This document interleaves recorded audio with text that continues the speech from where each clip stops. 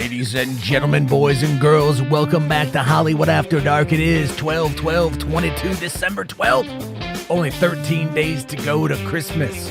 And what does David Zaslav do? He takes an hatchet, an axe, and bludgeons HBO Max some more. We're going to be talking about that. We're going to be talking about Evil Dead Rising news. We're going to be talking about Jon Snow the show, and talking about one of the most boomery, wannabe Friday night tight chud critics ever, Hollywood After Dark. Let's fucking go.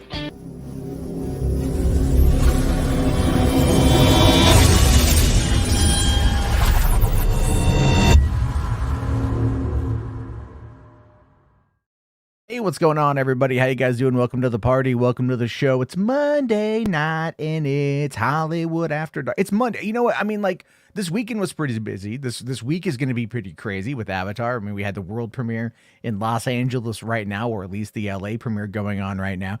And it's only going to get crazier this week because this whole day has been full of very interesting things to talk about. So many things that could potentially be happening. And I don't know, Zachary brings up a very interesting and astute comment here saying, let's see if Matt Jarbo can go 3 streams in a row where one of his friends does a live stream about him at the same time.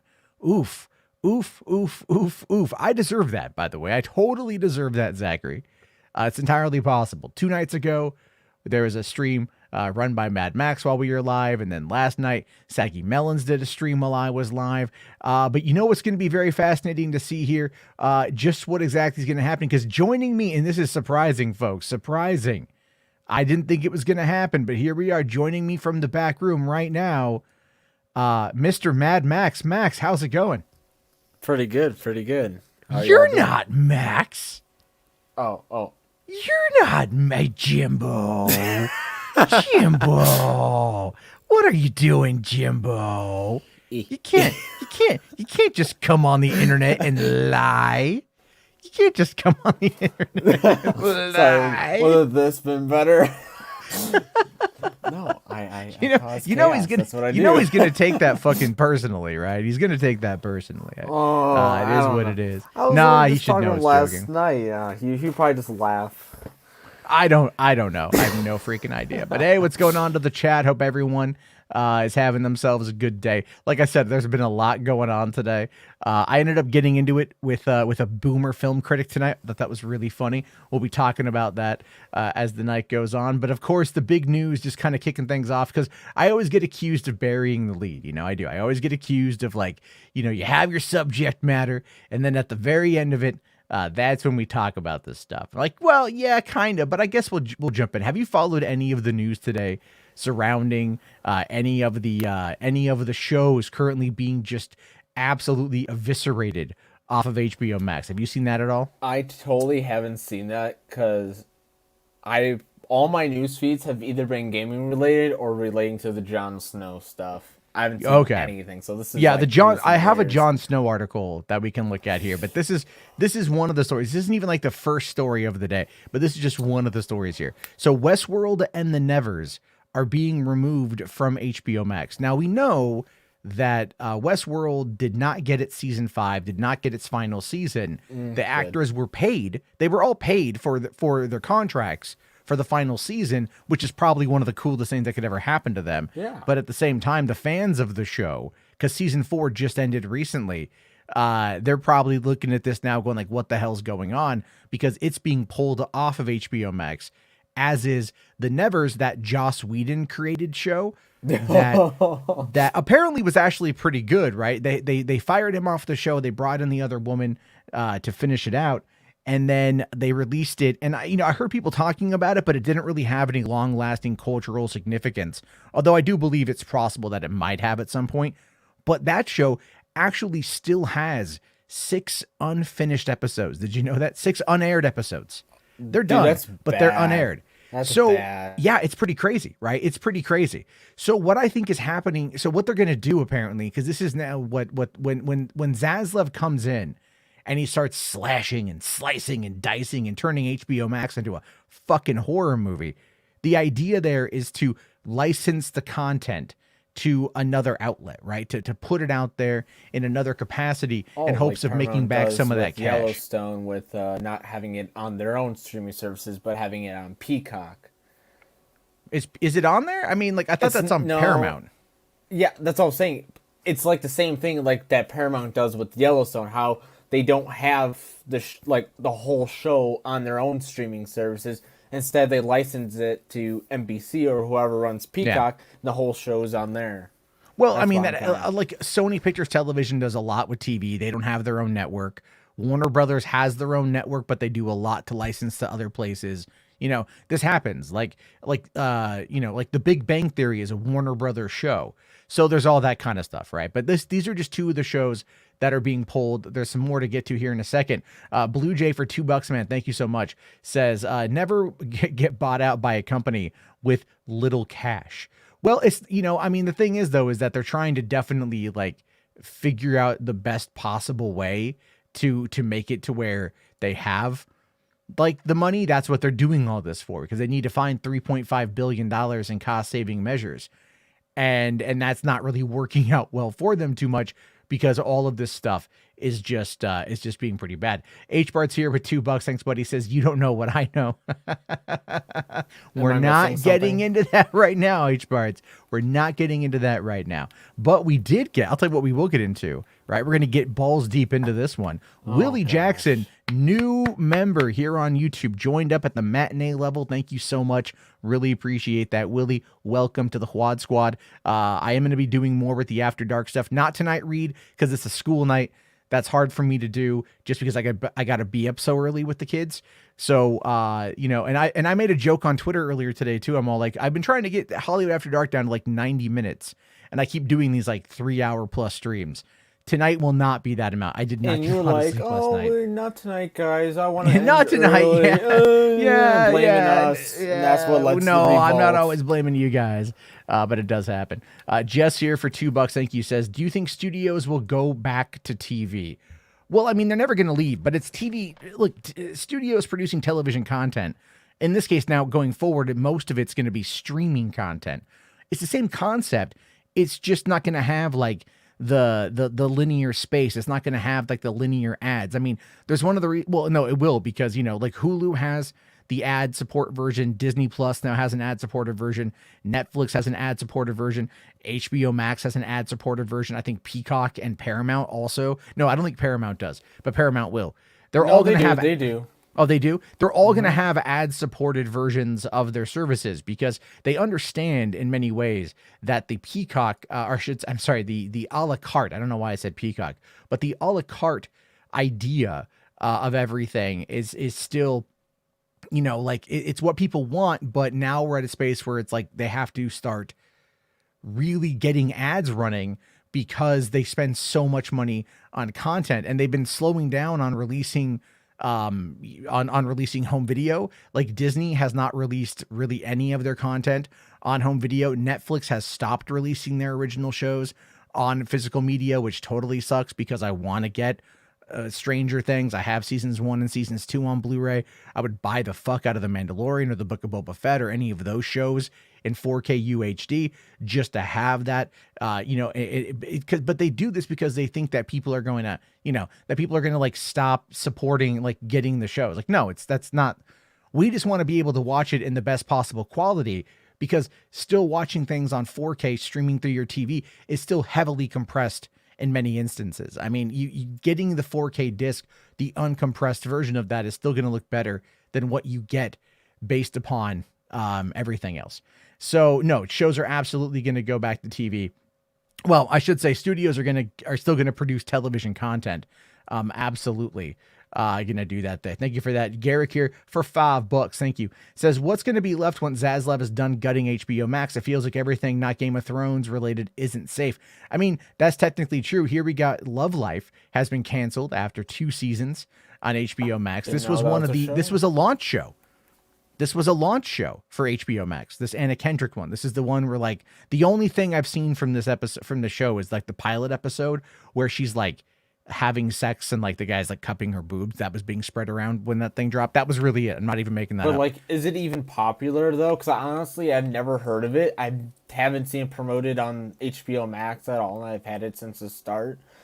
So I'm kind of shocked, like that this was a launch show, or like, I mean, I'm kind of surprised, to be Well, honest. I wouldn't be surprised so much either. A lot of it, again, has to do with the fact that you have so many of these shows that just aren't being watched. And I guess part of it is that when you think about it, these shows specifically, like, they pay royalties back to the studio, right? Like they pay the royalties that go into the talent and everything else, and that's part of what it is. It's like when Netflix had The Office, Netflix famously was paying the producers of that show, which would be, NBC Universal, basically. They were paying them $100 million a year in order to put The Office on Netflix, and that's the streaming rights. The streaming rights for The Big Bang Theory went for $1 billion. I don't understand that. The show is fucking terrible, but it's like that's the you shut your whore mouth. What, The Big Bang, dude? The Big Bang Theory is like it's nerd fun. blackface, all right? Like it's nerd blackface, okay? Let's just call it what it is. It's exactly what it is. Wow. All right? No, that's what it is. Comment. It's for older people. But here's an interesting one. This happened today. Minx has been canceled by HBO Max despite season 2 almost being finished.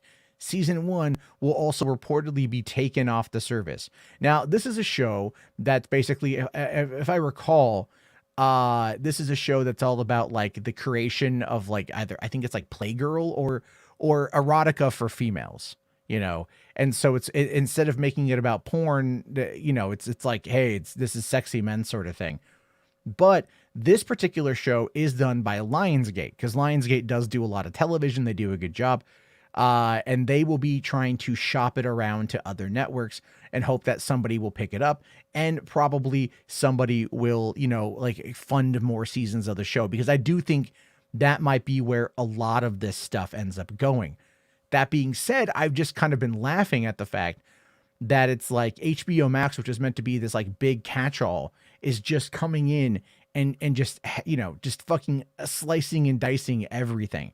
Because to go back to Garrick's point, to Garrick's comment here, it says once Zaslav's done gutting HBO Max, what he's doing is he's getting rid of the shit that's going to cost a lot of money in royalties. It's going to have a lot of money that he's going to have to pay out year after year.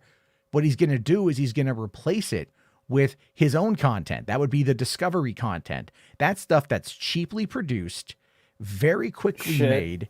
Shit, yeah, sure, a lot of it's shit.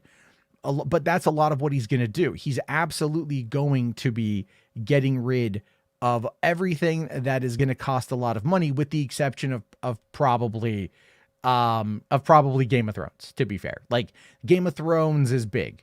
And that's going to stick around for quite some time. If he would do anything damaging to Game of Thrones, that would probably, I don't know if, honestly, I could use the CEO, but like, bro, the board I'm guessing the board will probably pull a Chapeg and get his ass out of it, 'cause that would be dumb for them to do anything. Well, like that. the board, like, look, right now, he's there. I do believe that they are going to eventually sell. I just think that's a reality at this point. I don't see it like lasting longer than 5 years. I really don't. I just don't see it. Like they're screwing themselves over. Like I don't understand what they're trying to do, what their goal is, other than just ruining their business model. I don't even know. Like I know the consumer, the creative relations isn't great after Batgirl, but like continuing the acts it's kind of a iffy thing to me, at least. Well, what I think is going to be like, you've had this happen before. So there was a show on Netflix. Oh God, I forget. It's got canceled right around the same time as Daredevil, and it went to Oxygen, right? It went to the Oxygen network like right away. They were able to get it out. There wasn't a 2-year cool down period like with the Netflix Marvel shows. But it went out and it ended up popping up on another network. And I think we are going to see that, where a lot of what Netflix does is they get shows that they own outright. They'll call it, Netflix originals, and they pay for everything. So those shows will stay on those networks. Whatever happened with the Marvel Netflix content, I think Disney heavily negotiated in order to get those back. That's my personal take on it. But a lot of the stuff is going to stay where it's at. The stuff that's being made by other studios, Lionsgate, Warner Brothers, Sony, etc., those will have the option of moving around and being licensed and relicensed and put in different outlets and whatnot. And that's kind of what Zaslav is hoping to do. He's approaching the entire idea of HBO Max is like, well, content will come in and content will go out, right? It's meant to be like this. Nothing is going to be permanent with the exception of like the big mainstays. And even then, I wouldn't be surprised if he licensed, let's say, Game of Thrones out to like fucking Sci-Fi Channel. They edit out all the they edit down the violence, edit out the nudity, edit down the swearing, and they put it up on Sci-Fi, and it would probably do really well on Sci-Fi. Okay, I'm not making that up. I'm not making that up. Like, so if they do what you just said, the show would be like 5-10 minutes. Dude. Well, to be fair, there is that entire notion though that came out of the Big Lebowski television cut, right? Where in the movie, have you ever seen The Big Lebowski? Yes. All right, so remember when like John Goodman's beating up the car and he goes, "This is what you get when you fuck a stranger in the ass."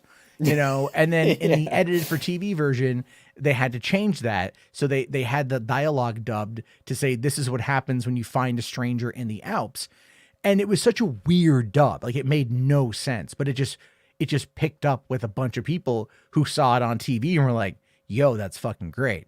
So like that ended up becoming a meme. But oftentimes those edited for television versions of films that we see, it's an entry level position with a lot of these companies. And because they don't really care. Like, if you hit the highlights of the plot, if you hit the highlights of the movie, most people aren't going to care. Like, I would love to go back and like find somebody who is like, back in the 80s and 90s, who recorded like every movie that played on Fox at like 9 p.m. on a Sunday, right? Or like when they would do blocks of movies on TV in the afternoon. You're probably way too fucking young for that. But like they would I don't even know if you wanted me to answer that, because I feel I think you're just way too young. But back in the day, They would do that. You'd be like Saturday afternoon Fox, like they would run like 3 movies, and they would be 2-hour movies. And you're like, okay, great. So what they would do, because 2 hours has to allot for commercials. So you figure it's an 88-minute movie to fit into that 120-minute segment, because they've got to have all of those commercials to pay for the licensing of getting this. So they take a 2-hour movie and they have to chop it down to roughly 88 minutes. And they do that by cutting out the swearing, by cutting out certain scenes, by cutting out certain plot points, like actual plots in movies do get removed. They will sometimes add in some of the deleted scenes that will allow them to like kind of pad out a little bit here, a little bit there, and they get it, formatted into this like specific format. And I would just, at this point now, like when I was a kid, I hated all that because I didn't want the shit edited out, right? But now that I'm older, I would just love to go back and look at that and go to watch one of those movies just to see how much they fucking edited. To go back and find a TV edit of Lethal Weapon and just go, okay, what about this movie now is just like fundamentally different? And it just because I remember like Harry Potter, for example, right?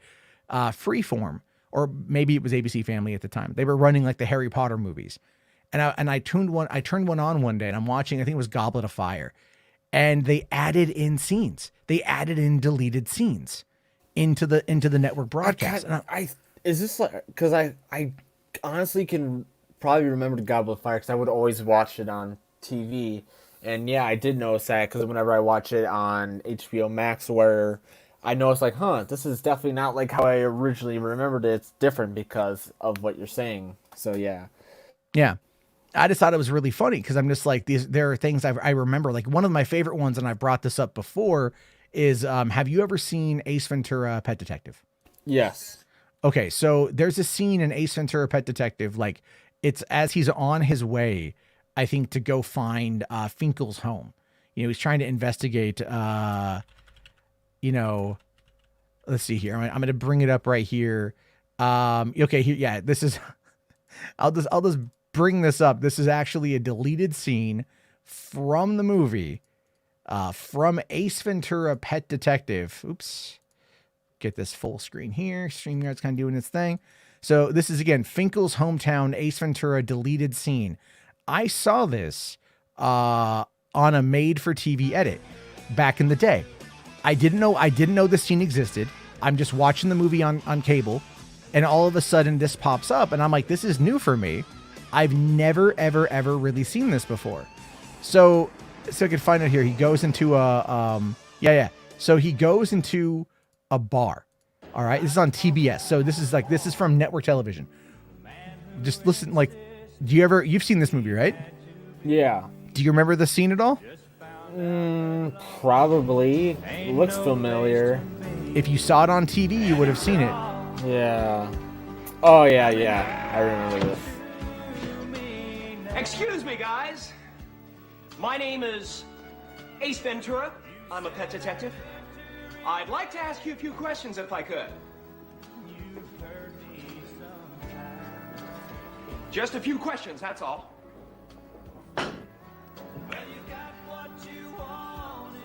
Who wants gum?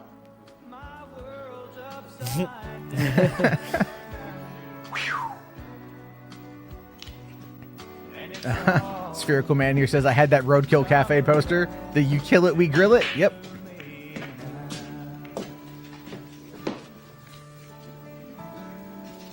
I'm looking for a guy who used to work here. Is that right? He was a kicker for the Dolphins. Ray Finkel.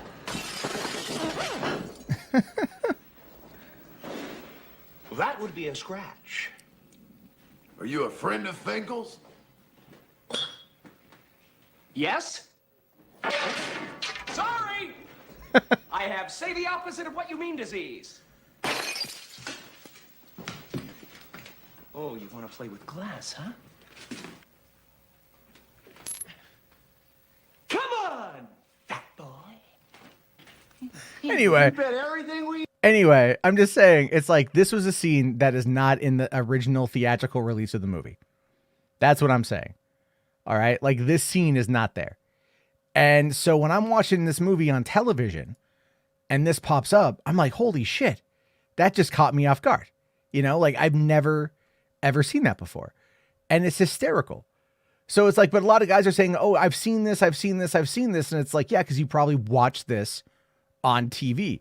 But back in 1994, when this movie came out, when I was 12 years old, and I saw this movie multiple times in theaters, and I owned the VHS, and I watched it multiple times on VHS, that shit was not there.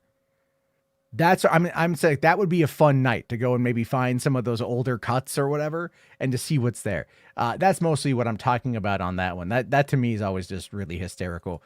But let's see, where was I at with this one?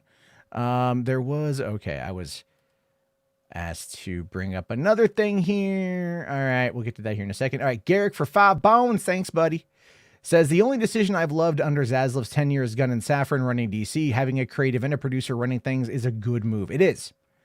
It absolutely is, because I feel like there's a lot that has gone in to that whole situation, and I feel they are on the right track. I mean, Jimbo, you would agree, right? It feels like a steady hand is kind of running ship over there now. Yeah. As far as I can tell. You're like, nothing's really been done yet, but I mean, like, wow. We'll find out eventually and everything. I was like, holy shit. I mean, it pretty much, like, the only thing that's been done in terms of DC is fucking the Mikey verse going after Gunn. That's the only thing. That's just a bunch of morons that are crying about that, to be fair. But thank you for that one there, Garrick. I do agree. He also left this one here that I missed as agree or disagree. Jason Kilar meant well, but he was running Warner Brothers into the ground. I disagree. I agree with you that he meant well. I don't believe that he was running Warner Brothers into the ground. I really feel that he was instructed by John Stankey and everyone else over at AT&T once they formed Warner Media after the merger in 2018, that they wanted to focus on competing with Netflix. They wanted to focus on competing with Disney, because Disney basically announced Disney Plus all the way back in like 2017 is when we first heard that Disney Plus was going to be a thing. So it didn't have a name, but just that Disney was looking on getting into the streaming service. And so when we talk about that, when we think about that, we go, okay, Keelar, who was brought in from Hulu, his entire approach was bolster our streaming service, get numbers there, do what you have to do. And then the pandemic hit and he thought to himself, okay, here's what I can do to bring people in to watching what we're doing. I can bring them in by, doing this day and date thing so people can still watch the movies from the comfort of their home and they'll become HBO Max subscribers. The problem though, is that it was cutting into AT&T's bottom line, and AT&T wasn't equipped as a telecom company to actually really handle this for the long term. So if you recall, the whole story is that John Stankey had gotten into a or a texting conversation with David Zaslav about HBO Max, about Warner Media. And Zaslav had talked to him about how he would run it. I mean, I might be paraphrasing that. And then they ended up having a 2-hour phone conversation, which culminated in a tentative agreement to dissolve Warner Media and merge it into Warner Brothers Discovery. So it's like Keelar was getting screwed, and they brought in a guy to try to correct course who's a penny pincher. But the problem though is he doesn't have any fucking tact. And now he's created such a chaotic entity within Hollywood that people out there simply do not want to, they don't want to work with him. They don't want to be a part of that. And I do believe at this particular point, that is really what we're seeing is, I think Keelar will be proven right in a number of years. I could be wrong, right? I could be wrong, but that's what I believe. I forgot Keelar was HBO Max because now that he's not running things and he's not restoring the Snyderverse, no one gives a fuck anymore. And that's I'm like, oh yeah, I forgot about Keelar. Everyone was like, oh my god, Jason, they will save us. They were so mad at Keelar. They were just like, Keelar, oh fuck that guy, shit, But now it's like he's writing articles for what I think Variety or the Hollywood Reporter. The other day he did an op-ed and he's talking about the streaming wars. And again, he's going to be proven right. This guy was ahead of the curve in many different ways. He made some hard choices, which angered some creatives. But here's the thing, though. The creatives will get the fuck used to it. I think we need to remember that. I think we need to remember that the creatives are absolutely going to have to get the fuck used to it, because even they know that the entire business model has changed, right? What we're seeing right now, and I hate to say it, what we're seeing right now is ultimately the death of cinema. But death is not meant to be finite. I guess that's, if I'm gonna put, it's like when you look at a deck of tarot cards, someone pulls the death card. It doesn't inherently mean death. It means change. What we're seeing is that there's a change of cinema, right? Avatar, Black Panther, those movies are going to do really well. They're going to pull in a lot of money. They're going to be heralded as the saviors of cinema. But the reality of it is that you guys are also not going as much as you used to. You're really not. And that is not something to feel bad about. We have had a paradigm shift in our culture for 3 years now. No, I want some people, because what you'll see is you'll see people coming out and they'll be like, "Oh, you're so terrible for not going to the movies, for waiting for streaming." But then it's like, okay, well, let's talk about it from the perspective of why you might wait to watch it at home. Well, okay, fine. You've got a nice TV. You've got your comfortable couch. You've got your comfortable clothes. You don't have to go anywhere. Gas is $5 a gallon, or it was. Inflation is at 20%. Ticket prices are $24 to see Avatar in fucking IMAX 3D, or more in some cases. A large popcorn is $10. A drink is $6. The cost keeps increasing. Expensive. Just for me, my dad, for general tickets, just for 2 tickets, it's $40. I'm like, what? Are you fucking kidding me? And then when we get to the theater, and I think I ranted about this the other day, or when I went to see Black Adam, of how I'm spending all this money on tickets and food, but it's they downsized everything, so you're spending more money for less. The large popcorn, I have 2 different pictures, from one when I went to see Black Adam versus the one when I went to see Black Panther, and it's okay, so it's kind of wild to me how theaters are now. My theaters are now fucking wild now. I don't know what happened to them, aka the pandemic, but it's still nuts. Yeah. Hold on, I have to throw a barb at Tony TGD. What are you doing? He's an asshole, and fuck him. So Who? Tony from Max's streams. What is he doing now? Oh, I said he made a comment about Andy Signore, and he's like, "There's no evidence," and I'm just like, God, I pity if you ever have a wife. And he goes, "I do have one," and I'm like, well, then I'm sure she's very happy. Damn. Wait, I did not know that he fucking does he. Oh wow. Anyway, I just saw that nuts. that distracted me. Not very professional. My fucking bad. But I mean, I agree with Ryan here. Like, I still love going to the cinema. Ryan, I'm right there with you, buddy. I love to go. But we also have to come to the realization that not everything is worth going to the movies for. And I think we need to remind ourselves of that. But not everything also is worth seeing at home. Like a movie like, okay, Jimbo, you and I both enjoy Terrifier 2, right? And Terrifier 2 would have been fun to see in theaters, but that fucking length is way too goddamn long. And it was like a 2.5-hour movie that could have easily been a 90-minute movie without losing that much. And it's like, look, the thing about Terrifier is, man, I love the soundtrack. I like the cinematography. I like the production design.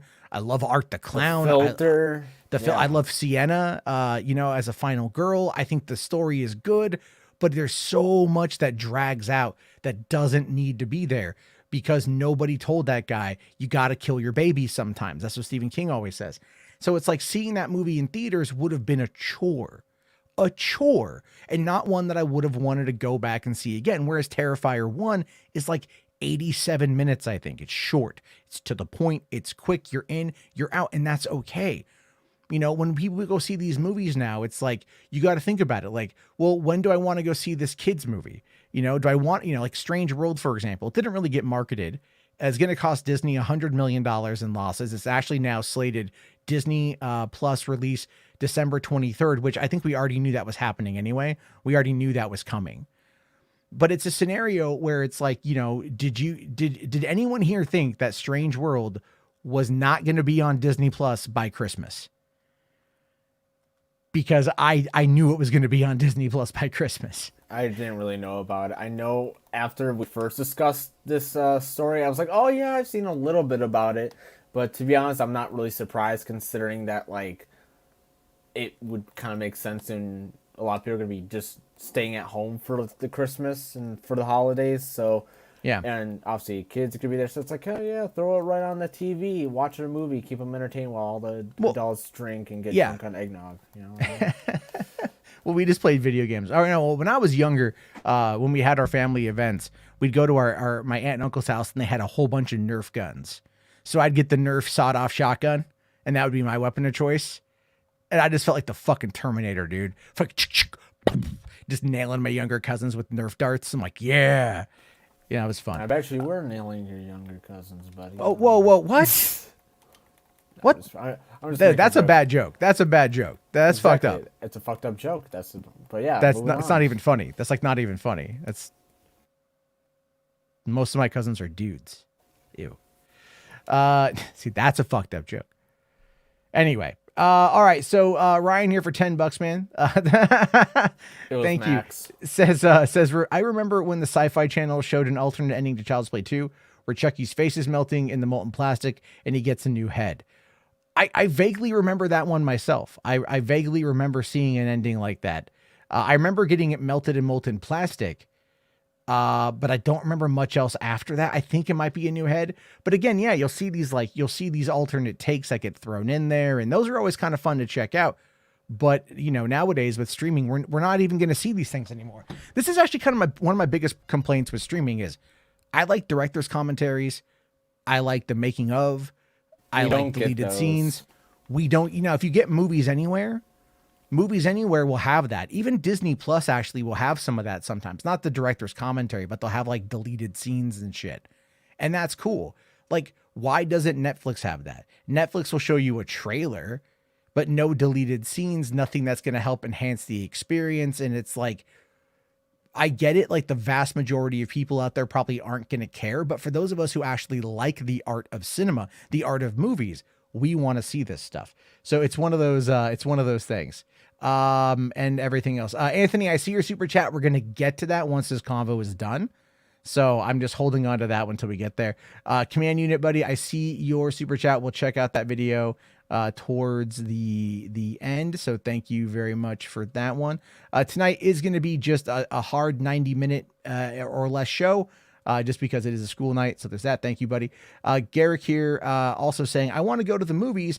The problem is that a lot of the smaller movies I'd like to see, like The Fabelmans and Tar, are only playing in select cinemas. And that's part of the film elitism, to be fair, right?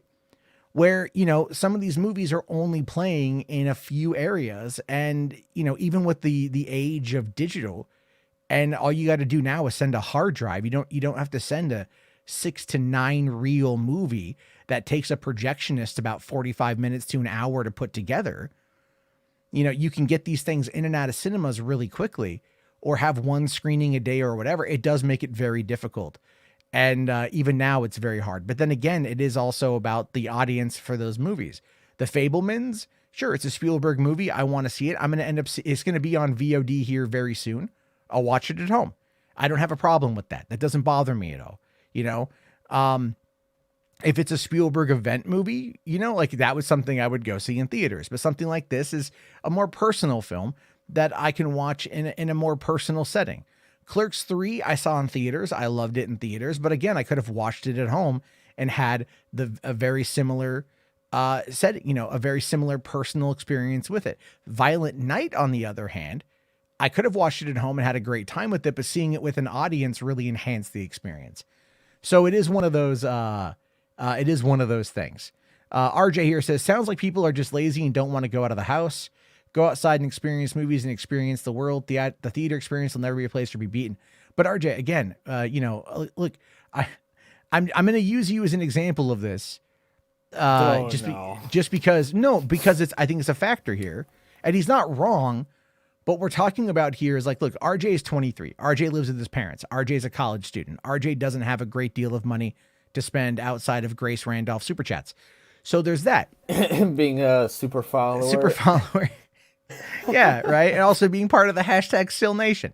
But anyway, what I mean by that though, RJ, is like, you've got expendable income when you have expendable income, meaning you can go see these movies, and you're actually, believe it or not, the demographic for most of these movies. It is younger kids who have that disposable income those are the ones who propped up the malls. Those are the ones who propped up movie theaters. Those are the ones who kept like the middle, certain elements of the economy running, because they had all that expendable income that they got from either their parents or jobs where they made so little money they didn't actually have to pay taxes on them. And that is something that is real. But now with all the online shopping and online stuff, it's a completely different environment entirely.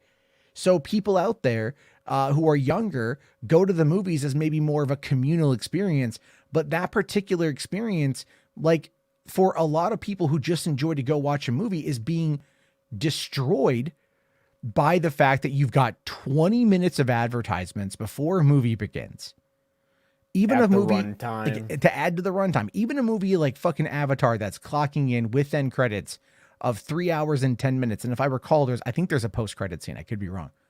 You're going to have I'm seeing it at Cinemark. So I'm going to have my Cinemark adverts. Then I'm going to have at least 15, 20 minutes of previews for, I don't know why. It's not like people are going to be late to the movie.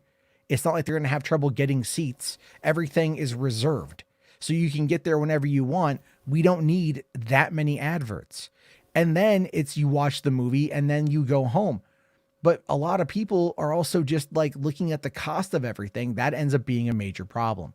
But the younger kid, that's actually the biggest thing for me, right? Yeah. That's actually the biggest thing for me. Same. Is the time. Because I work nights. I'll go out, I'll do delivery driving, I do streams. That cuts into when I can go see a movie. So it's like and then also my theater now doesn't do post 8 p.m. showtimes on the weekdays. It will do it on the weekends. They'll do 10 p.m. show on the weekend, but I have to remember to like go see a movie. Like I was going to try to go see Top Gun Maverick this week because it was back for 2 weeks before Avatar. It's like, I'm not going to be able to see it, before Avatar and shit. So there's that. I'm just saying it's like, there's crazy. It's just, that's what I'm saying. That's what annoys me the most is like this, I think I'm going to sing at like 12 o'clock on Thursday. It's like, it's going to start at 12 o'clock, but or sorry, the ads will start at 12 o'clock and the movie won't start till like 12:30. So that just adds more onto the time. It's like, dude, we don't need to see ads because most people just see the ads or the previews online. Like if it, that's why I was kind of like, do we really need all these ads? But I mean, of course, it's money for the companies and theaters or whatever. Well, no, the thing is though, the thing is, really, no, movie theaters don't get money off of showing trailers. They don't. Yeah, I Movie don't know theaters how that don't get works. money. No, we would get sent trailers when I worked at the theater. They would send us trailers, right? Like back in the day, we'd get special ones sent to us and stuff. We'd have to add them on. But no, when we'd get the movie sent to us, we'd open it up and inside would be the reels. Like, let's say you had a 6-reel movie and you had a little bit of space in the canister. On the sides, there would be trailers that were already formatted to the lens, whether it was a flat or a scope lens, and you would just throw those on. Like they would give you trailers to play. You're under no obligation to run trailers. The only reason why people run trailers is just that they want to give people a few extra minutes who are running late, or if you want to get to the snack bar, or yada, yada, yada. But now, like I said, now we're in the age where everyone can sit there and reserve their seats. So it doesn't matter if you're 10 minutes early or 10 minutes late. That is the seat you have reserved for that showtime. You know what I mean? Like you can do what you want with that shit. So it's very ridiculous to still have this be a thing. And I get flabbergasted when I buy a popcorn, I go in, I sit down, I try to munch on it a little bit, and I get through half the fucking popcorn before the trailers even end.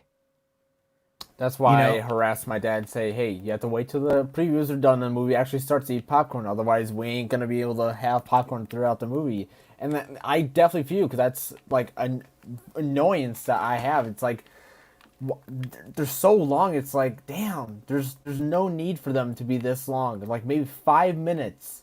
5 minutes of ads would be fine. Like just play like a couple trailers, whatever, for the bigger movies, promote that, and then get to the show. Because it just is like, dude, no one actually goes out down to the snack bar. I mean, people arrive late, but that's on them. But I don't see anyone when the ads start or the trailers start that they get up and go, oh yeah, this is the right time to go get snacks. I wouldn't be surprised if more people start doing that because of how long they are. They're like, I ain't missing shit.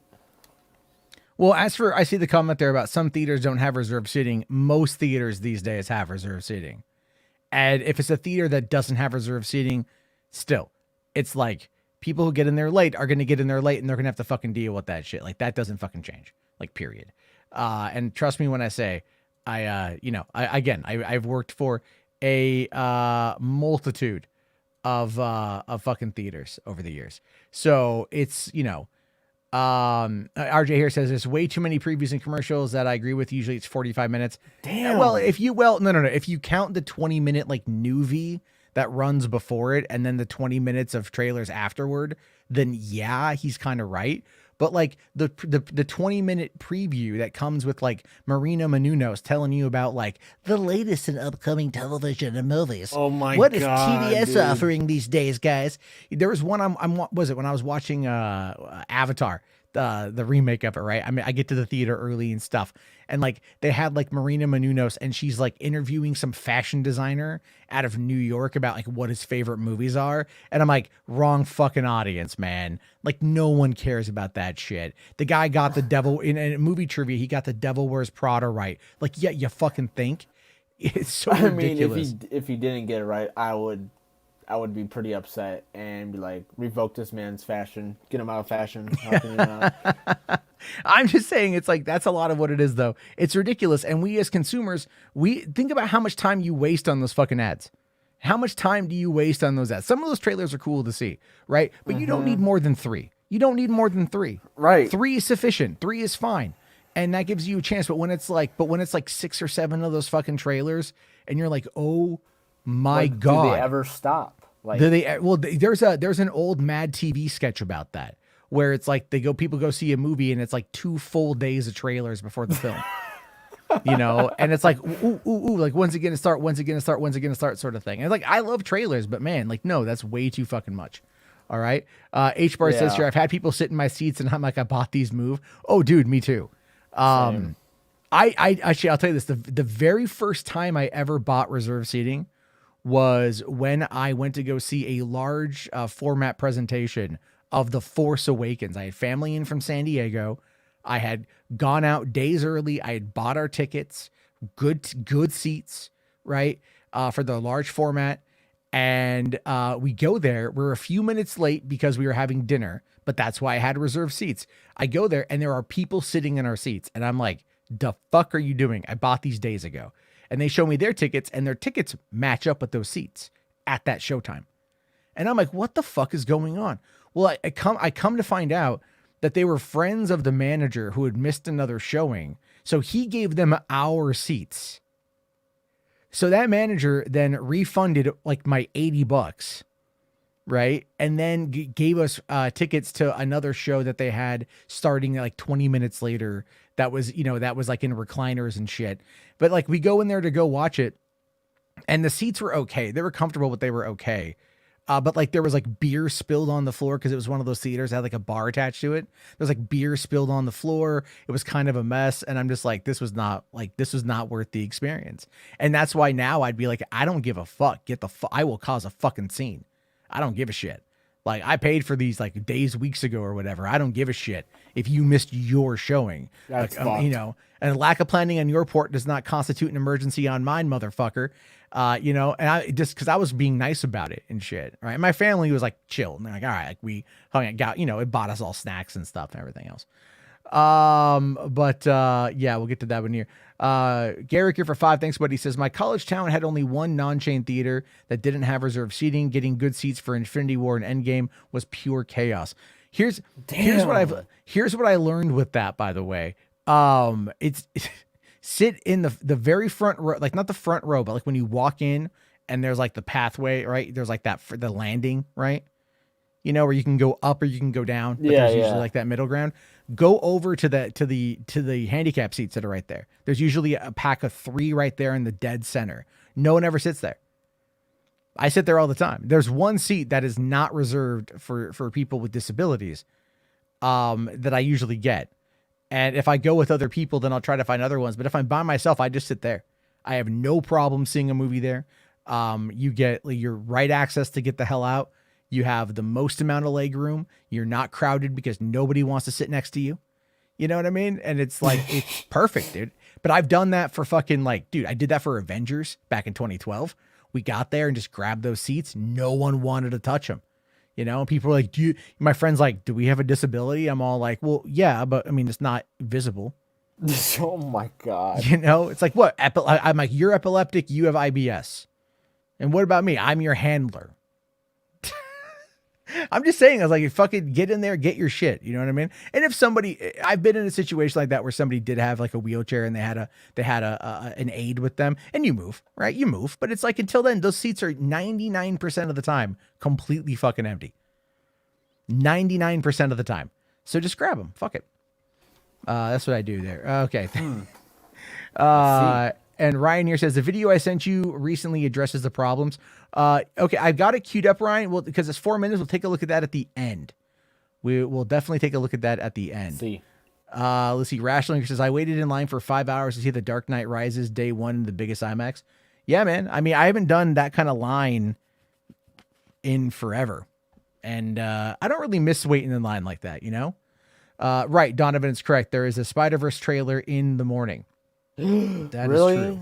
Dude, I just I have finals tomorrow. I don't want it's in the morning. It's at 9 in the morning. Okay, that's fine. So it'll be a little later for you, I think. Anyway, the last saying when here says, "Oh, I'm disabled and I never use those chairs.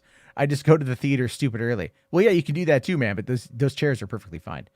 Rational asking, "What's my worst theater experience?" Are we talking as a viewer or are we talking as an employee? Just do both. I want story time. Just do both. All right, because we still have we're coming still more to get to here. Okay. Oh yeah. All right. So worst viewing experience as a viewer, I would probably say, God, oh man, like what are some of the bad? I mean, like LA's, you don't really get a bad viewing experience in LA just because it's LA, take it seriously. But like, probably that Star Wars one's pretty bad because I had paid the money ahead of time. Yeah. What did I go see? Yeah. So when I think like someone tried lighting a theater on fire when I was in it.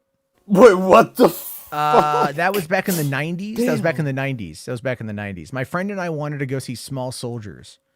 And I worked at the theater, but I was off duty that night. I worked at a chain. And so I could go see movies at other theaters. And so I was at this one theater, and we go to watch Small Soldiers. And somebody had lit one of the theaters on fire. It wasn't ours, but one of the theaters on fire. So we ended up getting evacuated, and then we drove to like the theater I worked at. We went and saw the movie, no problem. I went to go see, here's one. And this is just like fucking operator error, right? I went to go see the midnight show of Diary of the Dead, Romero's point of view found footage of the Dead movies. Came out Valentine's Day night, 2008, right? I had a date that night with a girl. Didn't really go very well. Like, not terrible, but it was like we weren't really feeling each other sort of thing.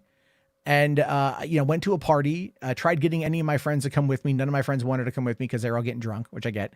So I drove all the way down to Chula Vista by myself. And I go sit and I go watch this movie, and I got there early. I got there hella early, and I get the best seat in the house, and I'm getting ready to watch this movie. The third reel of the film is upside down. So the movie is just like, you're into the movie because I'm a huge point of view found footage fan. I'm a big George Romero fan. I love zombies. Watching this movie, I'm fully invested. And all of a sudden, the third reel is upside down. So it's just like, image flips. The thing is, you can't do shit. You cannot do anything. You have to let it run through. Whether you kill the movie and you and you just let it run naturally without the bulb on, doesn't matter. You have to let it run through, because the projectionist will then have to go back and splice the movie and fix the reel. It's not like a huge fix, like a huge problem, but you can't just go back and start it over again. So you can't, so that fucking sucked, because I was like really, really, really excited to see this movie, and it just fucking bombed at like the middle part of the film, right?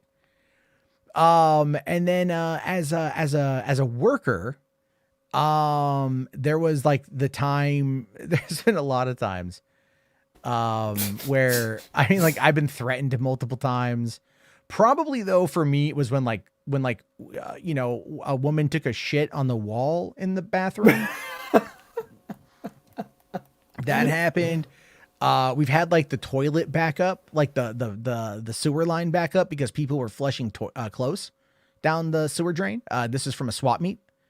That happened once every couple summers, where people from the swap meet would just flush clothing down the toilet for some reason. And then like it would back up during July when we had 1,000 cars. So our theater and our snack bar gets backed up with all sorts of sewer water. We're talking like piss and shit, right?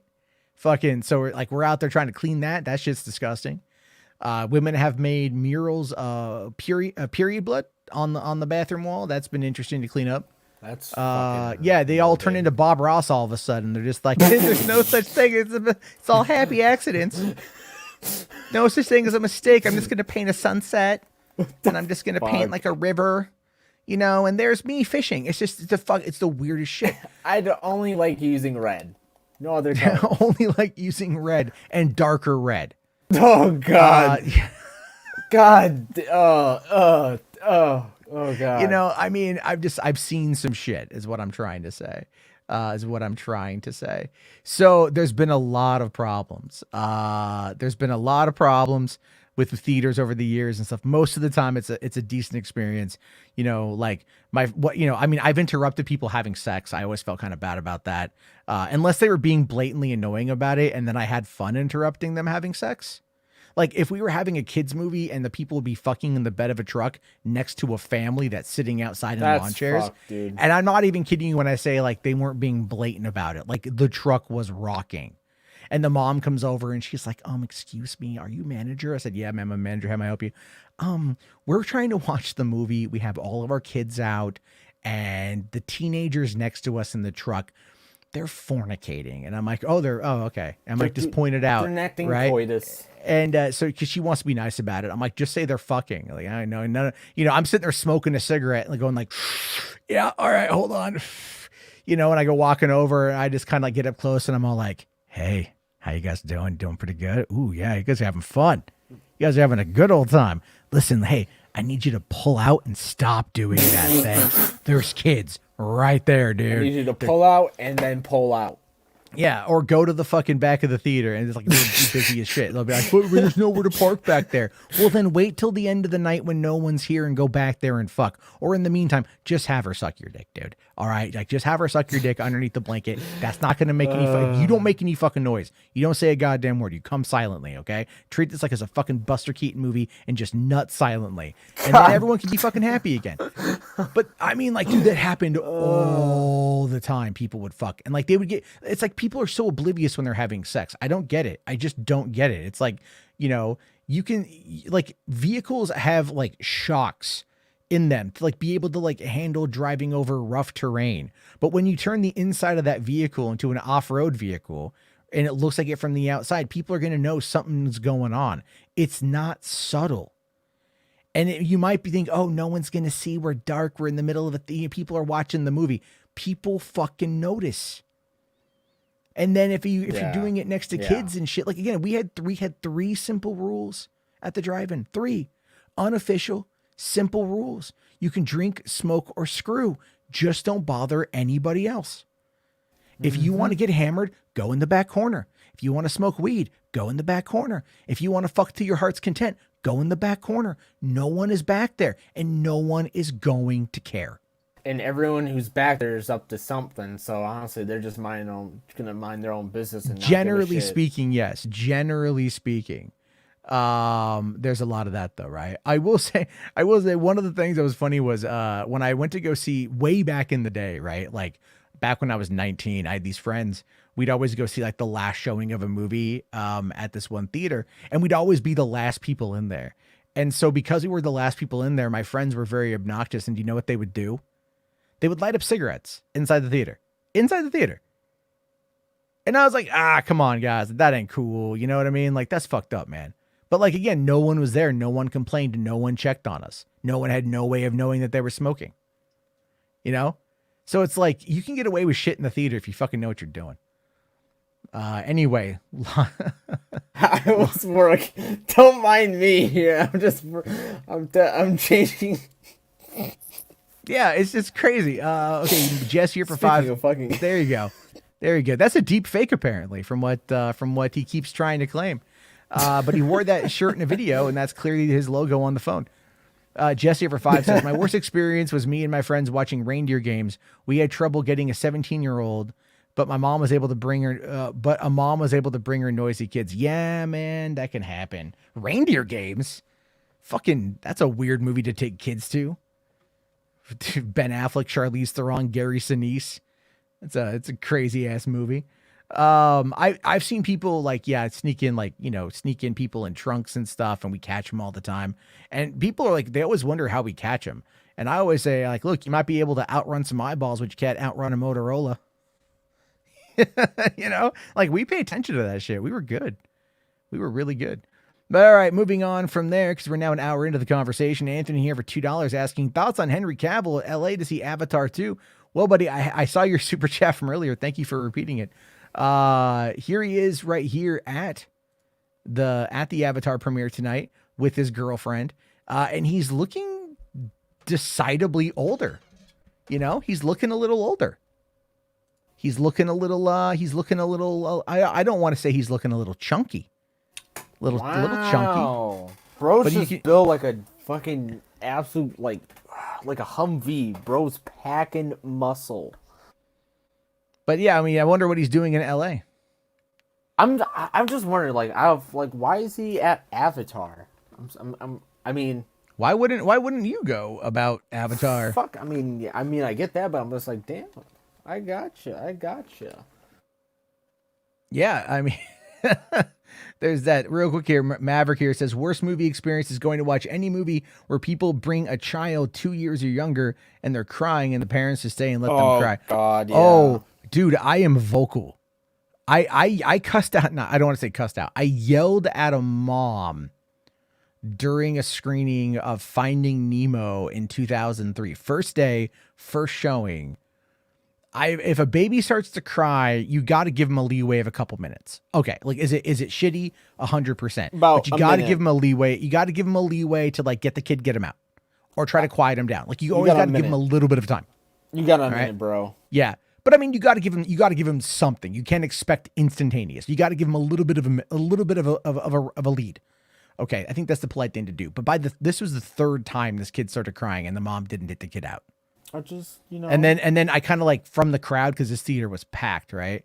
From the crowd, I just yelled out, "Will you shut that fucking kid up?" And then I just hear like the baby guy, and then the door shut, and I just kind of like when my friend looked at me like, "Dude," I'm all like, "What? We would do the same thing at work. We'd tell him shut the fuck up." He's all like, "Yeah, but like, did you have to like yell?" And I'm all like, "Did we not pay money to be here?" Well, yeah, that's true. I'm like, "Fuck, is it a good movie?" Yeah, fuck that it. baby, Right, that baby that baby got in for fucking free, man. What a freeloading socialist bitch. All right. Oh my God. I'm What kidding. is going on? I'm kidding. There's just a lot of fucking people. Let's see here. Benson here says ready for Bond. He's unemployed, Benson.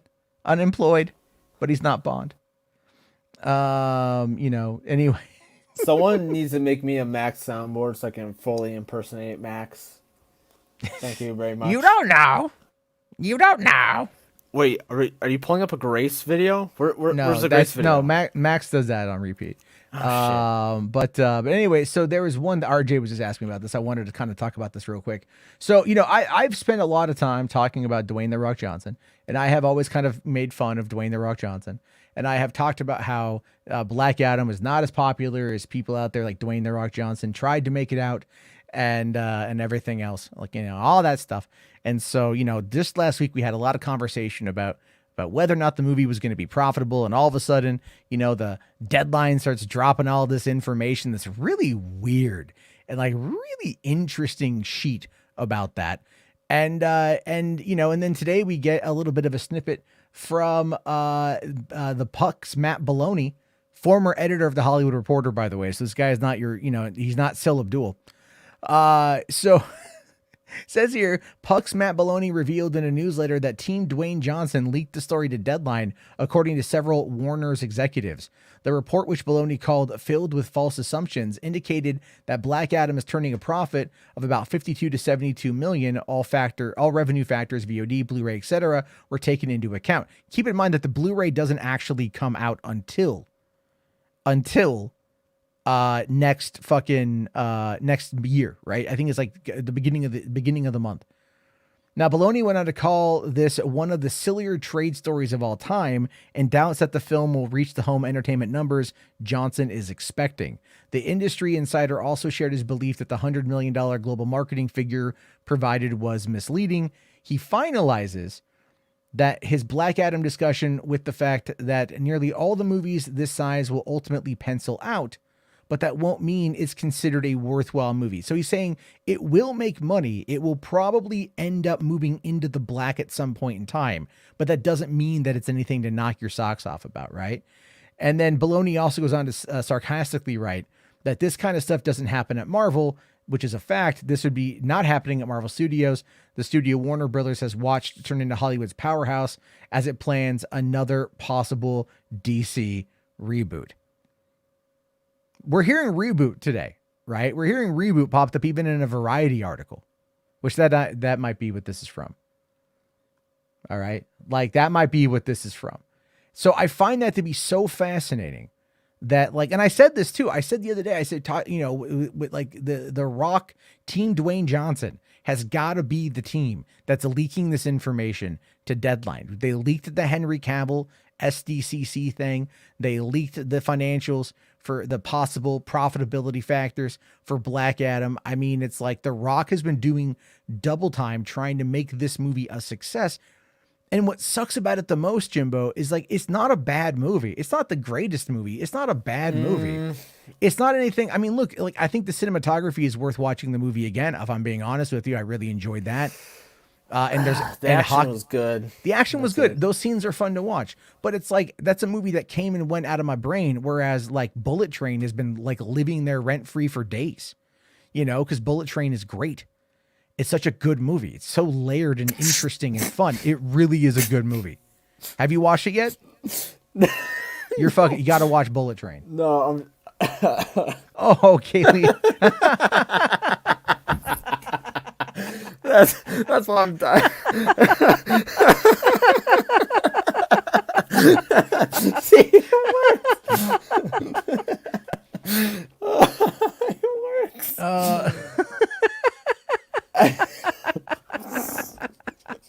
Oh my god! If you guys don't, if you know, you know. I think that's what you're laughing already. Oh, never mind. I thought he was.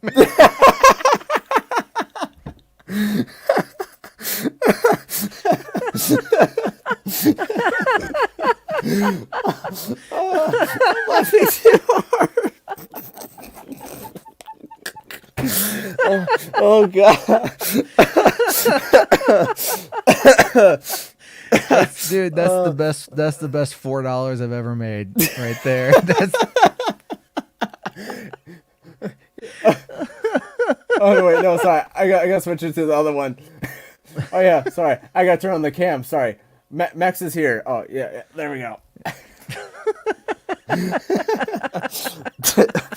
That's so good. Oh, that was good. One's in the chats that made you laugh, guys. One's in the chats that made you laugh. Also, 142 people watching. Please slap the like.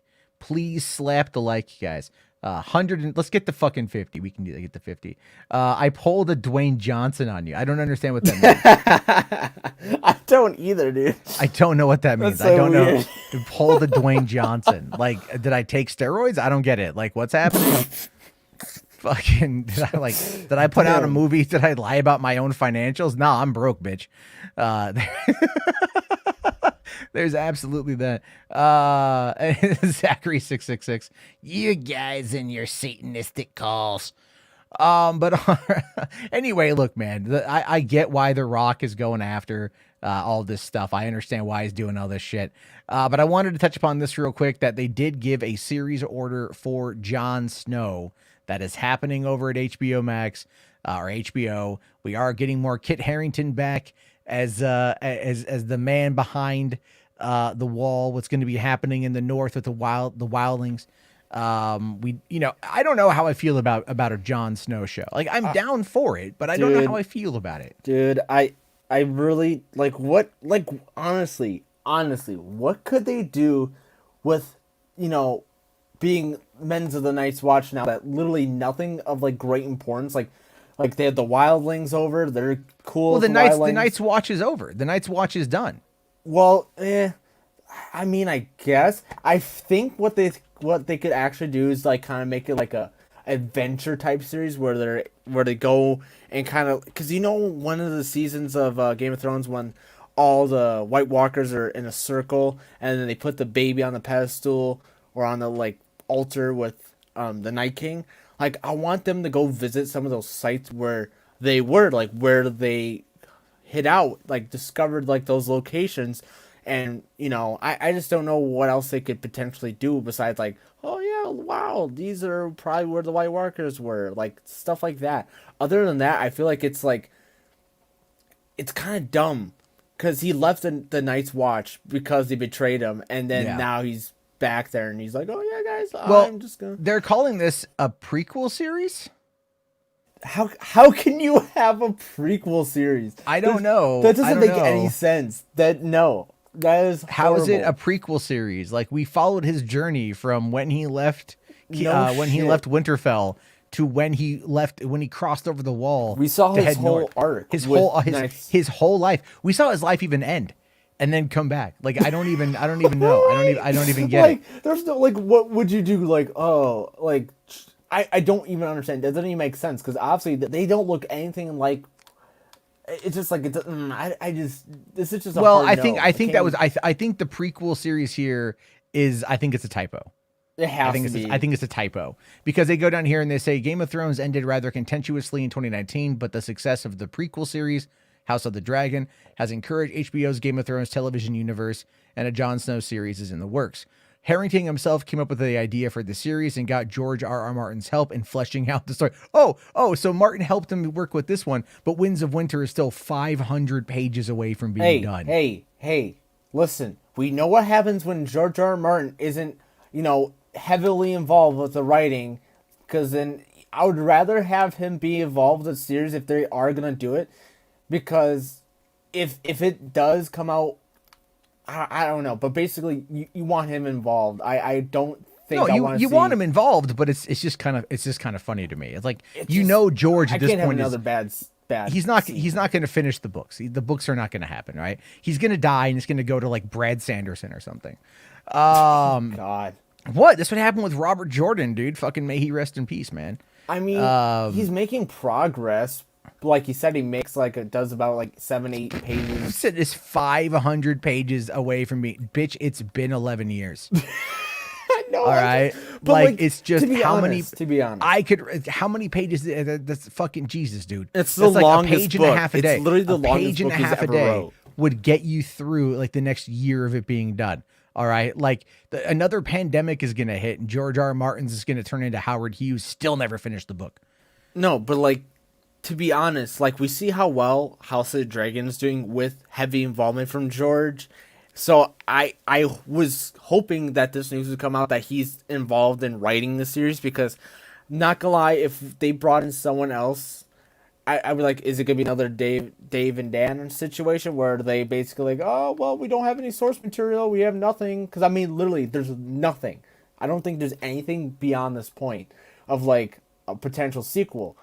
So that's why I'm like, there has to be no way. But it draws up the question, since he hasn't even finished the book yet, and we don't know how he is gonna end, Game of Thrones his way, because he said it's gonna change rapidly from the show. It's like, what interpretation is he gonna use for this series? I'm just really baffled by kind of how they're gonna be able to do this, because it just really doesn't make sense.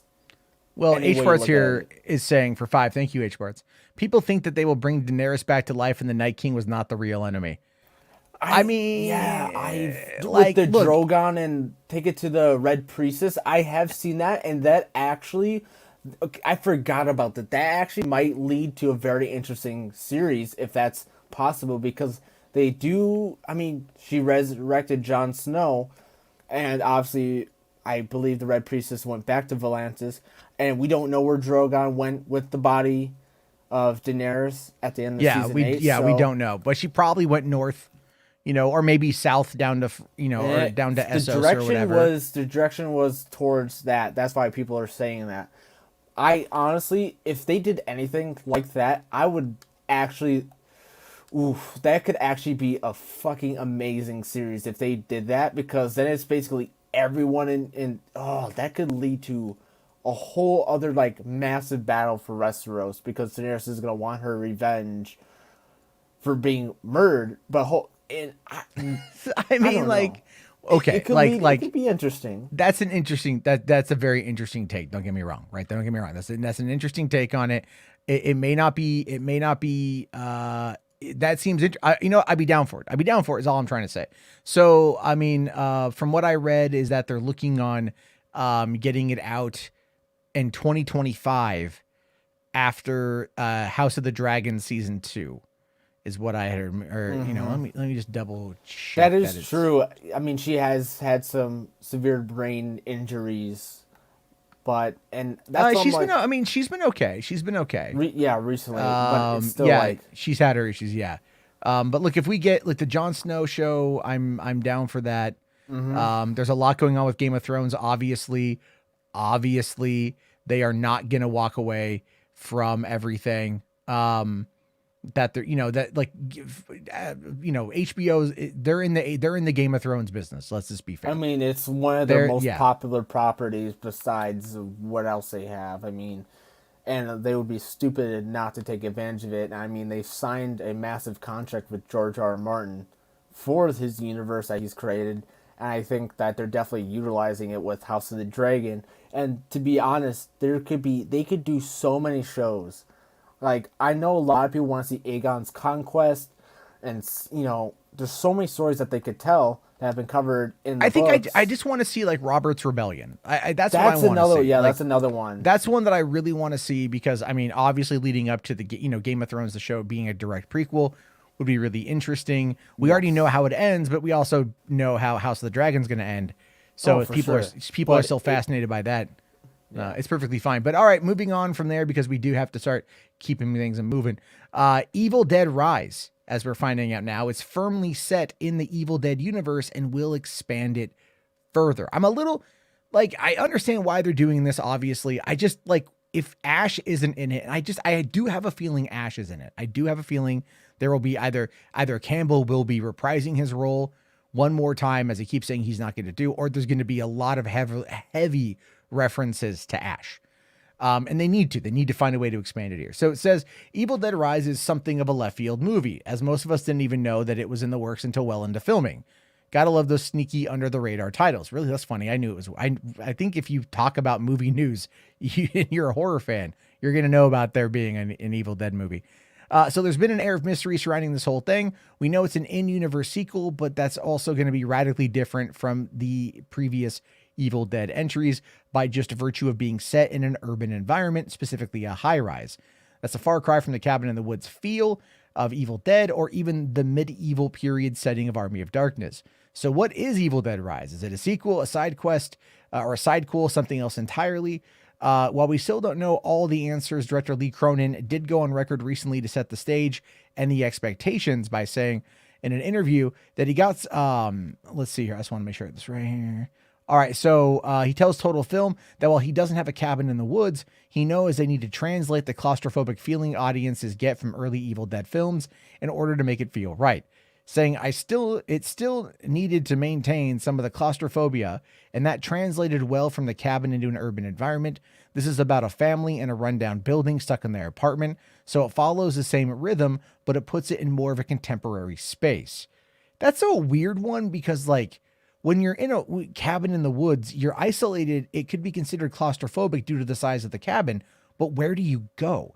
Part of the allure of the Evil Dead was what was on the horizon. You didn't know what was out there. You didn't know what was waiting for you in the dark. I mean, Jimbo, you've seen the Evil Dead movies, right? I love them, dude. I mean, I the first ones, obviously I know the story between why they're, 1 and 2 are kind of like basically the same movie.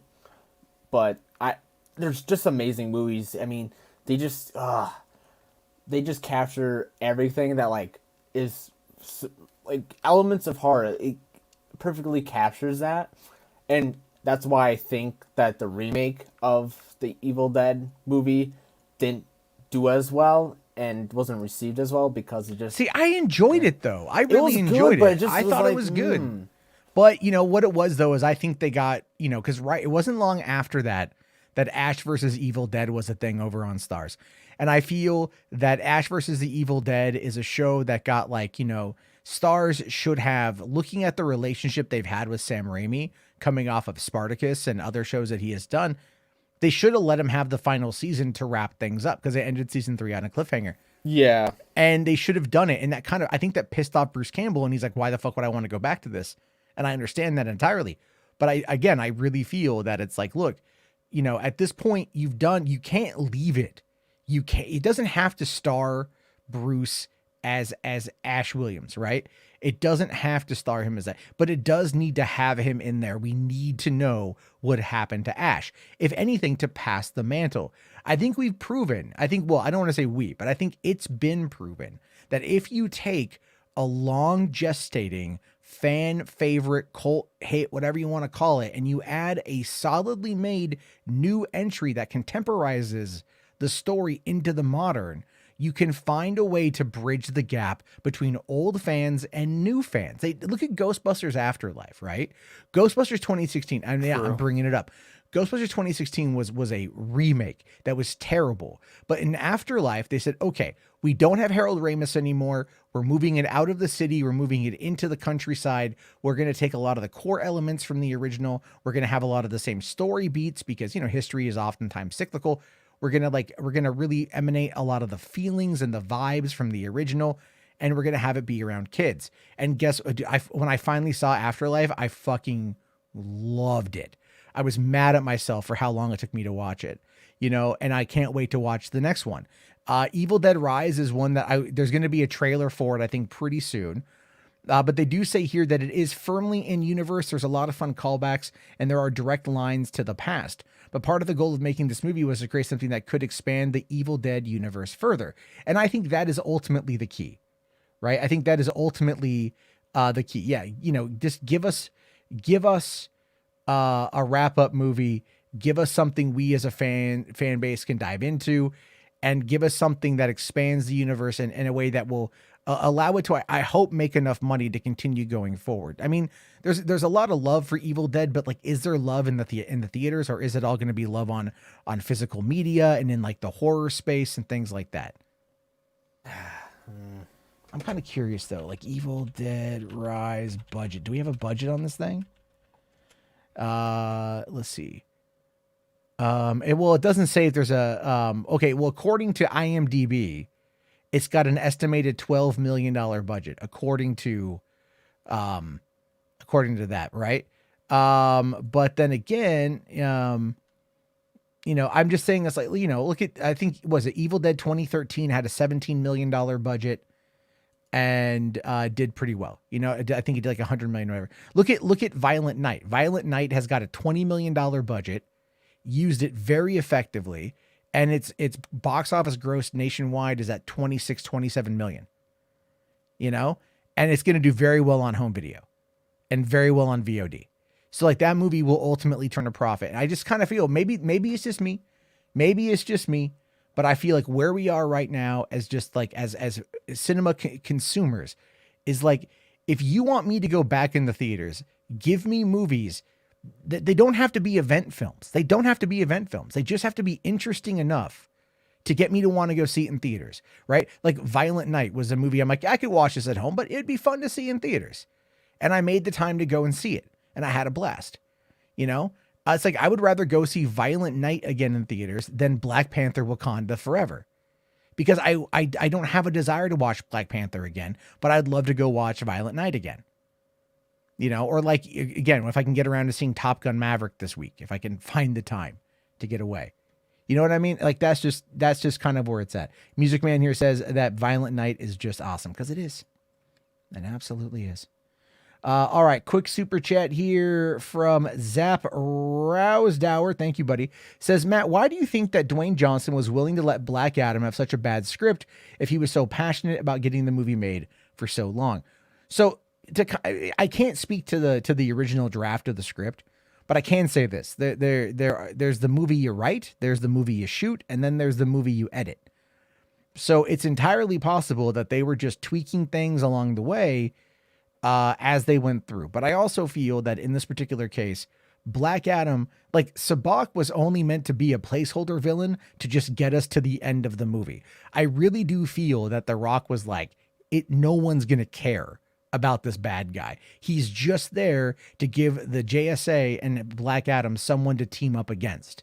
That's it. The true conflict in the movie is going to be between Hawkman and Black Adam, as well as Black Adam versus his past.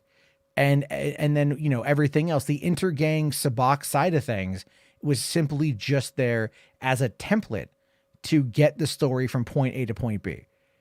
You know, I mean, does that make sense, Jimbo? Or do you think there's more or less to the story? I guess I'll give it to you. I agree.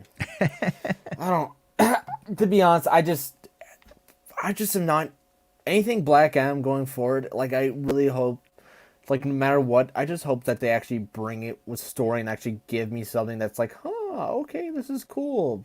And like Dwayne actually steps up his acting a little bit. Because like imagine Black Adam but without the JSA, that movie would be fucking even worse than it already is. Yeah, I mean, Pierce Brosnan was great. Aldous Hodge was great. I like Quintessa Swindell as Cyclone. I know people give her shit. I like the character, and I liked her interaction with Noah Centineo, who I thought was good as Atom Smasher. I thought they had good chemistry. Like, give me more of those characters. I would be happy with that. I just don't care about Black Adam. And yeah, I saw someone mention how it should have ended. I did watch that earlier today. That was pretty funny. Black Shazam. I mean, that's basically what he is. That's just the truth of it. So, all right, guys, for the final subject tonight, I want to talk about boomers. I know. Boomers are always pretty fucking funny. Boomers, not that boomer, another boomer. Okay. I want to talk about this guy right here, Eric MMT Weber. Now, you may not know who this guy is, and that's okay. No one else does either. I don't. But he had a take floating around Twitter today that I thought was really interesting. And in fact, I called it out, and he actually blocked me as a result. I thought that was kind of funny. So he is an editor at awardsace.com. He's an Oscars guru and elite film evaluator. Now, I want you to pay attention to that elite film evaluator, because this is the kind of nonsense that really makes you question where Hollywood critics are going and why this shit to me is so goddamn fucking funny. So this guy put out a tweet earlier today from a clip from his own live stream, and he looks like an Anthony Cumia kind of guy, kind of douchey, right? Little douchey. He'd be perfect in Zoolander if they ever made a third one. As the guy who drives windowless vans? I don't quite know. I kid. Anyway, he beat me up. This guy's pretty jacked. No, you made a joke about my fan. I made a joke. Anyway, shut up. So this is what he said on social media. This is a clip he put out there about stop calling everything a masterpiece. And I thought, okay, fine. Let's give him a credit here. Why are you calling everything or every other film that you watch a quote masterpiece? Stop doing it. Film Twitter, stop doing this. A masterpiece indicates to someone who reads the word that the film is perfect. There are zero flaws to the film.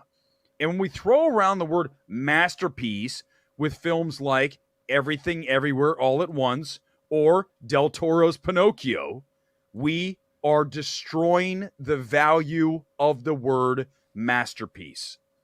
You gotta stop. Wow, that's a hot take. Gotta stop just calling things a masterpiece, right? But why can't people just have their own little fun with it, right? Because not everything is a masterpiece, obviously. But people out there, when they walk out of a theater, right, when they get done watching something for the first time, they're full of emotions, Jimbo. Mm-hmm. They're full of emotions. They're full of of mirth and glee. Right. And they're happy with what they saw, whether it was something like Pinocchio, or if it was Avatar, The Way of Water, or if it was Everything Everywhere All at Once, which I haven't seen it yet, but people have told me it is a masterpiece. It's 10 out of 10. One of the best films of the year. It's fucking amazing. I've been hearing that from literally everybody, even like jilted Northern Californian smug Republicans that I know have told me that Everything Everywhere All at Once is a fucking masterpiece, right? Literally everyone says this. And this is what kind of cracked me up, right? But this guy also has got another little bit. He goes over to I want to show this real quick, right? So this is his background's familiar. I don't mean to cut you off. He just made it. He just made it. What other YouTuber has like it's like it's a very similar one. Yeah, he goes to you can see he goes to screenings and he ends up like getting those little mini sheets and whatnot. But this guy's Access Hollywood. This guy wants to maintain his access. And that's all it is, right? So he's decided to get into the online space. He's decided to come on out with his show, Midnight Movie Talk, with Eric Weber. Midnight Movie Talk kind of sounds Midnight Edge, little familiar, little Midnight's Edge, maybe a little, I don't know. I mean, maybe a little something there. You know what I mean? Maybe a little. I am missing could be familiar. Could be I don't know. Could whatever, right? But when you click on his channels page, you get to see here where he has been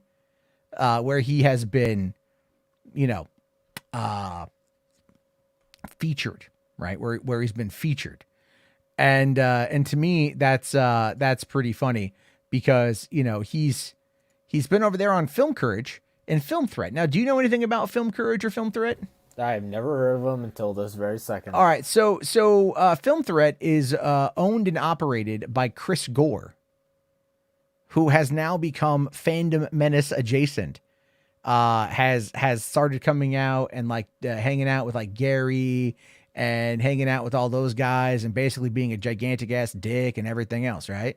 Like that's what he's been. That's what the Film Threat has done. Film Courage is also where Chris Gore has gone to complain about movies, to complain about why 99% of movies you watch are garbage, when we all know that's not the case. We all know that it's very chuddy material. It's very chuddy take. So I want you to listen to this. This is something that Eric Weber has posted to his own Twitter. This is his own pinned video here to showcase the galaxy brain level of film criticism that he does. He was very adamant about sticking to your original thoughts on something, never wavering. And they have a great exchange between the two of them where he talks about the death of a critic. So the death of a critic is wanting to be liked, wanting to fit in, wanting to be part of the group, being afraid of saying what you believe to be your experience with this film.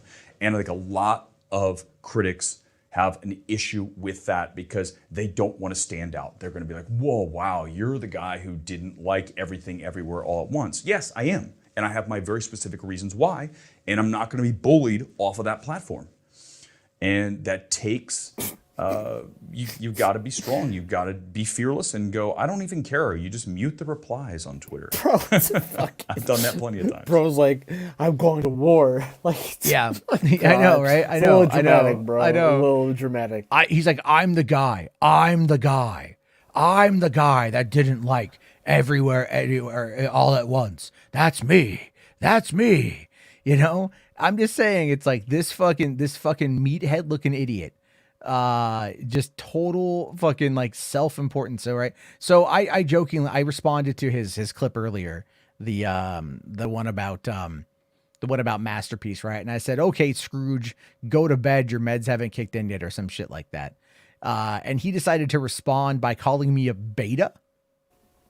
Called me a beta. He's part of the Mikeyverse? He's a beta. So I decided to clap back a little bit and I simply said, Rutrow, the elitist film critic, is upset. Please let me know the next time you're on Film Courage to complain about how your job is largely irrelevant. Maybe Chris Gore can help you workshop future jokes because beta is very 2016. And then he blocked me immediately afterward. Tell that to Soul Nation. Right? He blocked me immediately afterward. The dude that prides himself on being elite film evaluator. And his claim to fame at this point is, I'm the guy that hated everything everywhere all at once. Guys, can you look at me? Can you just appreciate me? Listen, do you know how much backlash, how much fighting he has to do to keep his opinions strong? Like a lot of mental workout. He's seeing the therapist fucking 7 days a week. Never misses a thing. It's been very hard for him, but he stayed strong. He's unwavering. Okay, he's a hero. He's a hero. He's a hero. Darth Scipio here says Chris Gore has become Ryan Kindle kiss ass. So is this guy. Look at him. You could put him and Ryan Kindle side by side and not fucking see the difference. But I came across, you know what I mean? I got one more clip here. I came across. He did a video the other day. He went to go see Avatar, and he came home and he immediately did like a 55-minute long reaction to Avatar. Right? That's not a review. He made sure to tell you that it wasn't a review. So it's not violating the NDA that he agreed to. All right. Sure, bud. So I thought that was kind of interesting. So what he did is he decided to go after one of the nicest guys who covers movies. Right? There's a guy who works for Fandango named Eric Davis. Eric Davis is a guy who wears a hat. He's very positive. Yeah, I see him on Twitter. Yeah, he's a nice guy. Well, this is what Mr. fucking Cringebeard here has to say. It's phenomenal. Oh God, here's this guy. This guy. I haven't done this, and I'm so fired up tonight. This guy is not a critic. This guy is a shill. I don't care. Cut the video out. I don't give a crap. Cut the video out. This guy's a shill. Why are you listening to somebody who works at Fandango? Why are you even sending a tweet? Because you've never sent a tweet in your life that destroys a film. So why are we listening to anything you say? Happy to say it's phenomenal. Bigger, better, and more emotional than Avatar. The film is visually breathtaking, visceral, and incredibly engrossing. I feel like this is already written before the movie starts. Movie making and storytelling, it's absolutely fine. Okay, do you know what that is? And I don't care. I'm calling this out. That is a quote that is written for the poster. That will be on the poster. I'm going to cut this out because it's going to happen. This is movie making and storytelling at its absolute finest. That is going to be on the Avatar Way of Water poster or ads probably tomorrow. Might even be there right now. I could definitely see it, bro. I could definitely see it. You're looking at a shill. This is a shill. I mean, he's not wrong about that, because that definitely and you know the funny sounds thing like it would be. He can't even argue that. You can say, "Oh, you're demeaning me." No, you're a shill. You're a shill. So what are you going to argue? How are you going to argue that? You can't argue that. All you do is issue positive stuff. That's all you do. So oh my God, he's positive. You're a shill. God damn. Like, what's your value? You don't have any value in the space. Wow. Like I said, you put him next to Ryan Kennel, and they are 1-to-1 the same fucking roid-taking asshole. That's what they are. Dude, that's nuts. That's nuts, right? Yeah. Like, I don't like this. Like, bro, like, what if the guy just generally likes fucking movies that he sees? Like, is he's saying he adds no value? I'm like, what value do you fucking add? Because he goes, you've never destroyed a film. You've never destroyed a movie. Dude, here's the thing. Do you know there are people out there, like Kevin Smith has said this multiple times. It's like, you'll never hear me talk about a movie I don't like. You know? Chris Stuckman, who, 2 million subbed YouTube channel, reviews movies. He said after starting to filming Shelby Oaks, he's like, I'm not gonna do negative reviews anymore. Because like I'm making movies, I know the process of it. It's a crazy thing. This is the kind of guy, this blubbering ass fucking meathead, right? This real jabroni looking dipshit. Yeah, so maybe he just only talks about movies that he likes and enjoys. Yeah, I forget this. There we go. I totally forgot about this. Just slay queen, slay. It's the same guy. Same guy. He just needs to grow a beard. He just needs to grow a beard. Oh my God. Yeah. I definitely see it, bro. Oh yeah, shit. Just looks, I mean, he looks identical to fucking to Ryan Someone Kennel. Someone needs to take a photo and like put like each half of their face onto one and just make that a meme. Oh, that'd be hilarious. Yeah, but he's calling him a shill. Like, look, dude, Eric works for Fandango, but he is very positive about movies in general. Like, him go, like, oh, look at this tweet. It's designed for the poster. Maybe it is. Maybe it is. All right. But like, I can see that. Like, point. Louis Lecca for Nuke the Fridge said, like, something about Black Adam being like the best superhero movie all year or whatever. And they put it on the fucking advert. Like, they grab quotes and they put it out there. Like, look, I'm not going to argue that people say this kind of crap in order to have like a fair amount of social media spread, because a lot of us do look at and we respond to the social media reactions when these movies come out. I mean, that's pretty fucking accurate. At the same time, if you follow someone like Eric Davis is a genuinely sweet dude who just loves movies. That's the difference here, right? But you can tell that this Eric Weber guy, listening to that little bit from Film Courage, well, they don't have the fucking courtesy to ever destroy a movie. Why? What makes you feel like you're the arbiter of destruction? That's my question for one. What makes you feel like you are the person who's got to take down a filmmaker or the 15,000 people that spent months and years working on a movie, trying to get it done, to get it out there? What fucking gives you the fucking cojones to think that you have got any kind of actual fucking power in this fucking world on that front? This is like when you ever hear the phrase, those who do, those who can't teach. This motherfucker is a goddamn gym teacher. You know what I'm saying? Like, that's what he is. Like, he's just like, I just want to be the guy to tear apart movies, man. What kind of fucking life is that?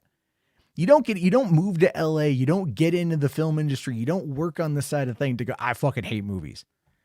Like, that is the weirdest cuck energy I've ever heard in my entire life. it's so fucking You stupid. slay, Queen. You slay. I'm just like, it's just slay Queen. There we go. That's the thing. Fuck me, dude. I fucking hate assholes like this. Right? Just read the last comment. I almost spit out my water. What, the Religus one here? No, it's this is. I'm dyslexic. So I can't teach anybody. anybody. that can happen as well. Yeah, that can happen as well. But anyway, I had to talk about that tonight, man. Sphero Commander says the Andrew Taint of the film critic world. Yeah, I guess so. Can I? You know what, man? Can I steal that line? I'm gonna steal that line and put that up on Twitter. But guys, this is what I'm talking about. Like, look, you can dislike a movie all you want, but if you take it upon yourself to sit there, and you can listen to that in the clips that I showed, this guy wants to feel like a big man. He wants to be like a big man, big dick energy, big dick, fucking take down a movie, rebelling against the normal. Yeah. I'm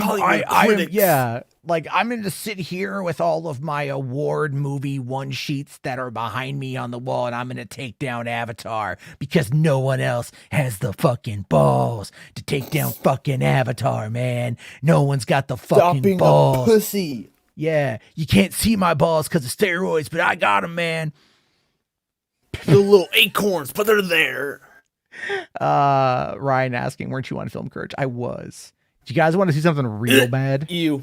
Get out of here. No, hold on. This is this is bad. This is fucking bad, man.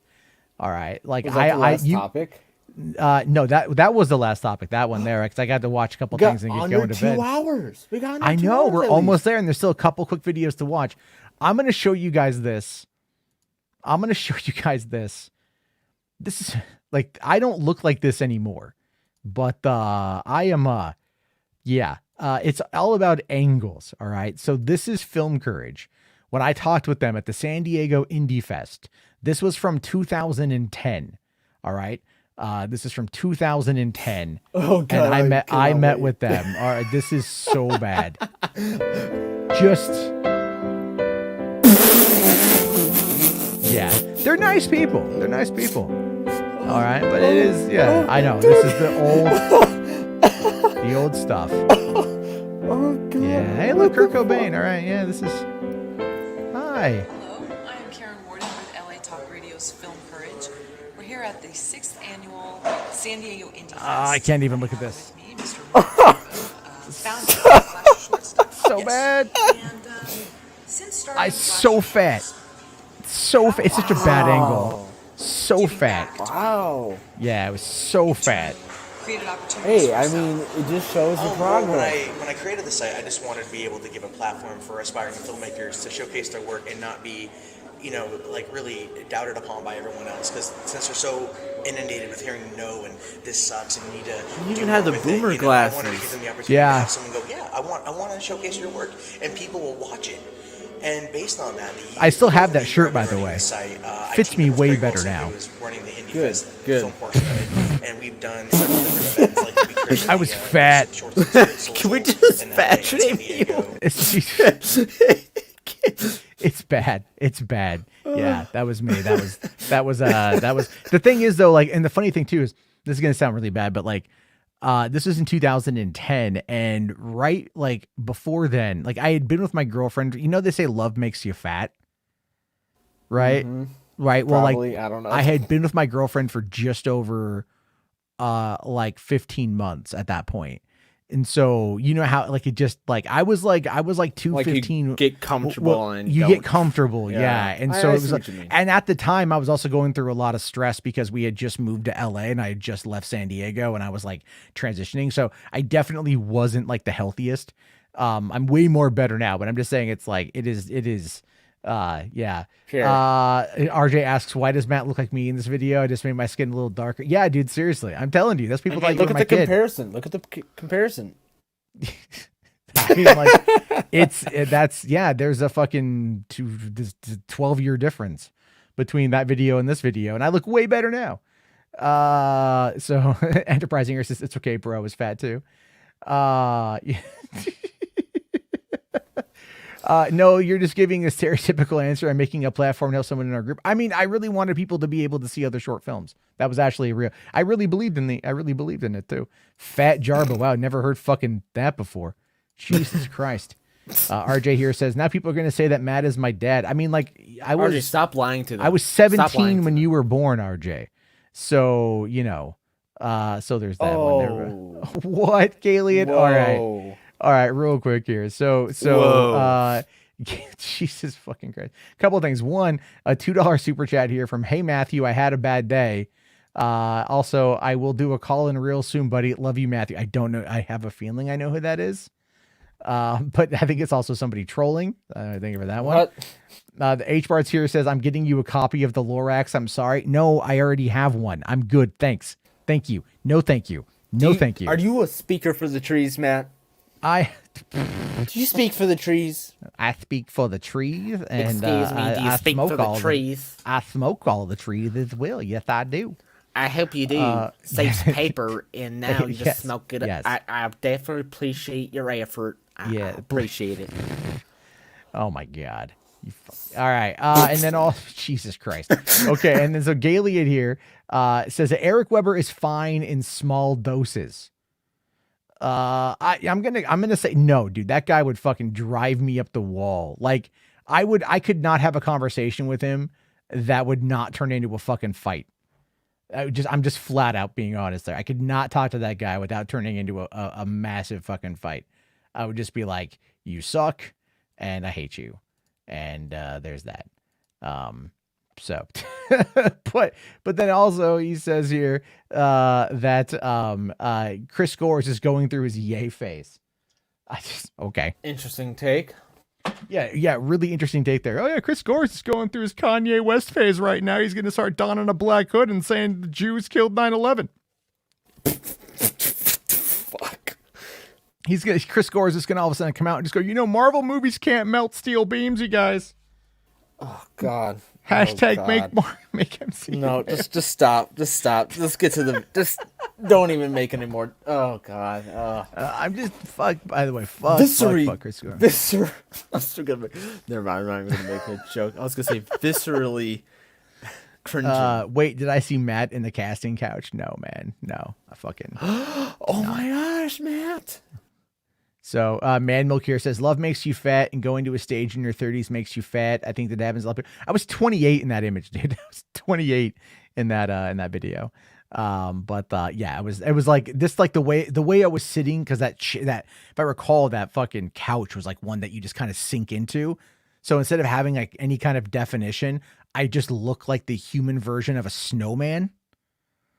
You know, where it's just like bulbous middle and like tiny head, nothing else holding it on there.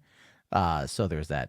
Fandom NSL's asking, am I excited for the Across the Spider-Verse trailer? I am. I don't know how I feel about the whole thing with them doing the after party. Did you hear about that? They're doing this like YouTube after party with like Haley Steinfeld and Phil Lord and Chris Miller. I know RJ is already there waiting for it to happen. I'll watch the trailer in the morning when I'm at the library after I drop off the kids and stuff, when I'm working on trying to get an AI chatbot to write me award-winning screenplays. This is what you what? Dude, I talked about it with Benson today. I showed him some stuff that I had put together, asking this chatbot to do. And I was like, you know, he's like, you should just make these a Kindle. And I thought, what if I just like make these like little, like, if I just recorded the narration of these things, you know, because I went to the chatbot and I said, like, write me 1,000-word story about this. And I gave it a log line and it actually started writing out a story complete with dialogue. You know what I mean? And then the network died on me. I'm like, God damn it. You know, so like as it increases and as it starts becoming more sustainable and it becomes more of a thing, you know, I'm gonna just fucking like just give it prompts. If I'll have like a random idea for a movie and I'll just like throw it into an AI bot and go, write me this movie. And then I'll just like fucking go, all right, cool. And I'll just like turn it into like a little 5-minute audio story or something, you know, because why not? Let's see here. Darskipio says, Chris Gore has become a YouTube whore. He's going to Kindle, Gary Nerdrotic, and Midnight Edge gets some airtime. Yeah, they do that with people when when they have nothing else going on in their life, I guess. But all right, guys, because we are running low on time, this is one that Ryan had submitted the other day. This is called Life Before COVID. It's a very somber topic for what's been a very interesting evening. But who doesn't love some good old-fashioned animation? So let's check that. Ryan's got good taste. I like Ryan's taste. So I'm gonna... Wait, that sounds kind of bad. No, I didn't say I like the taste of Ryan. That's a little bit different. You said like Ryan. You like I like Ryan's taste. There's a difference. I'm not saying like use his fucking dick like a goddamn squeeze tube. All right, like I'm not talking about that. Okay. You said it, I said I like Ryan's taste, not the taste of Ryan. You really It's all right. It's all right. Clean Just play the the cum video. out your ears. All right. I mean, shut up. Hey, Grandpa, what were things like before the virus? Oh, kids, you don't want to hear the ramblings of an old fool. Come on, tell us, Grandpa. All right, calm down. Months ago, before the virus, life was very different. Nobody wore these silly masks, and we all went out to magical places called shopping centers. What's a shopping center, Grandpa? Shopping centers were elaborate buildings full of useless crap. We would go into these places and purchase this crap in order to make us feel better about ourselves. Did it work? Not at all, my child. The items we bought would briefly make us feel better, but in the harsh, cold reality that the world is completely out of our control, we would slowly slip back in, leading us to seek other forms of dopamine drips. What's a dopamine? What's a dopamine mean? Dopamine is a chemical released by our brain that makes us briefly feel good. Have you kids ever had an orgasm? what the fuck? When you have an orgasm, your brain receives a giant dose of dopamine. However, your brain also gets tiny bursts of it when you buy something, or play a fun video game, or watch one of those terrible internet cartoons.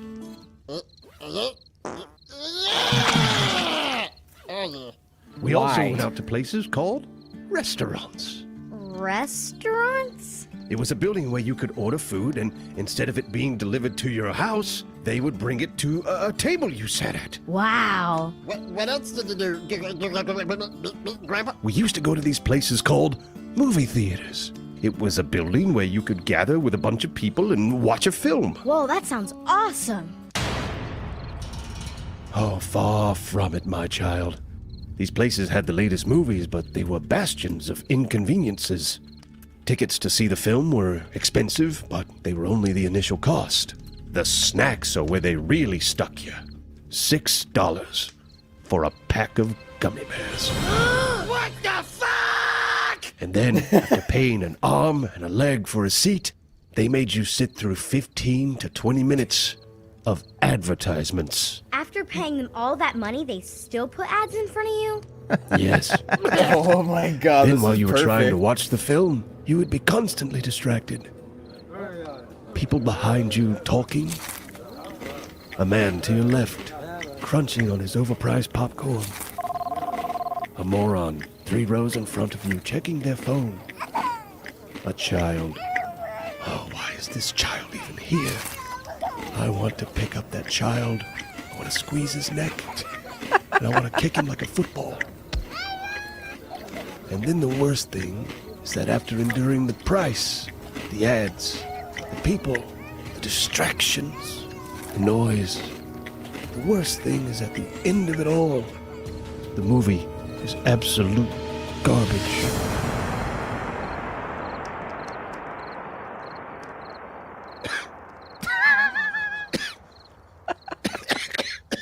Oh, God, Grandpa, that sounds awful. It was. My hope is, if we fully recover from this madness, maybe movie theaters. That's the one thing we all agree to let die. And GameStop. Fuck GameStop. I absolutely agree on the GameStop. On the GameStop. That was fucking great, dude. Yeah. I love how it ties into what we were really talking about. That was pretty goddamn fucking funny. You have to get a kick out of that shit right there. It's like, oh, fucking stupid fucking shit. Anyway, any fucking way, guys. All right. So then also, this is the Road to Arma 4. This is the last thing on the night, brought to us by Command Unit. Talking about, I don't know, I think this is a trailer again. But yeah, Arma's fun. You know, this is fucking, games and shit.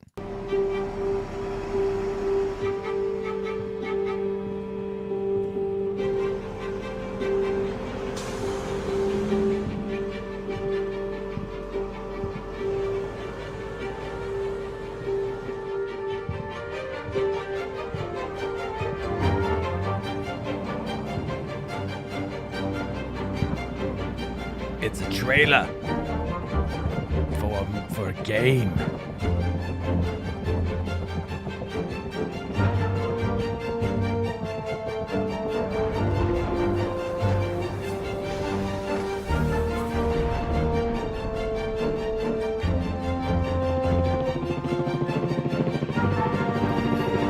Now we can link to Arma 3.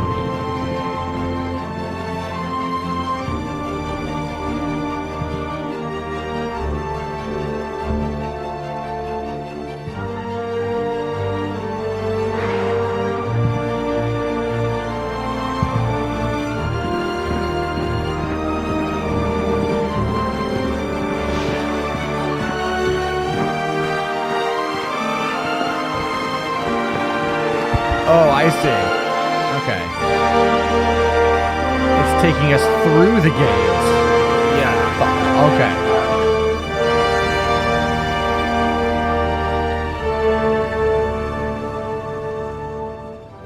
Okay.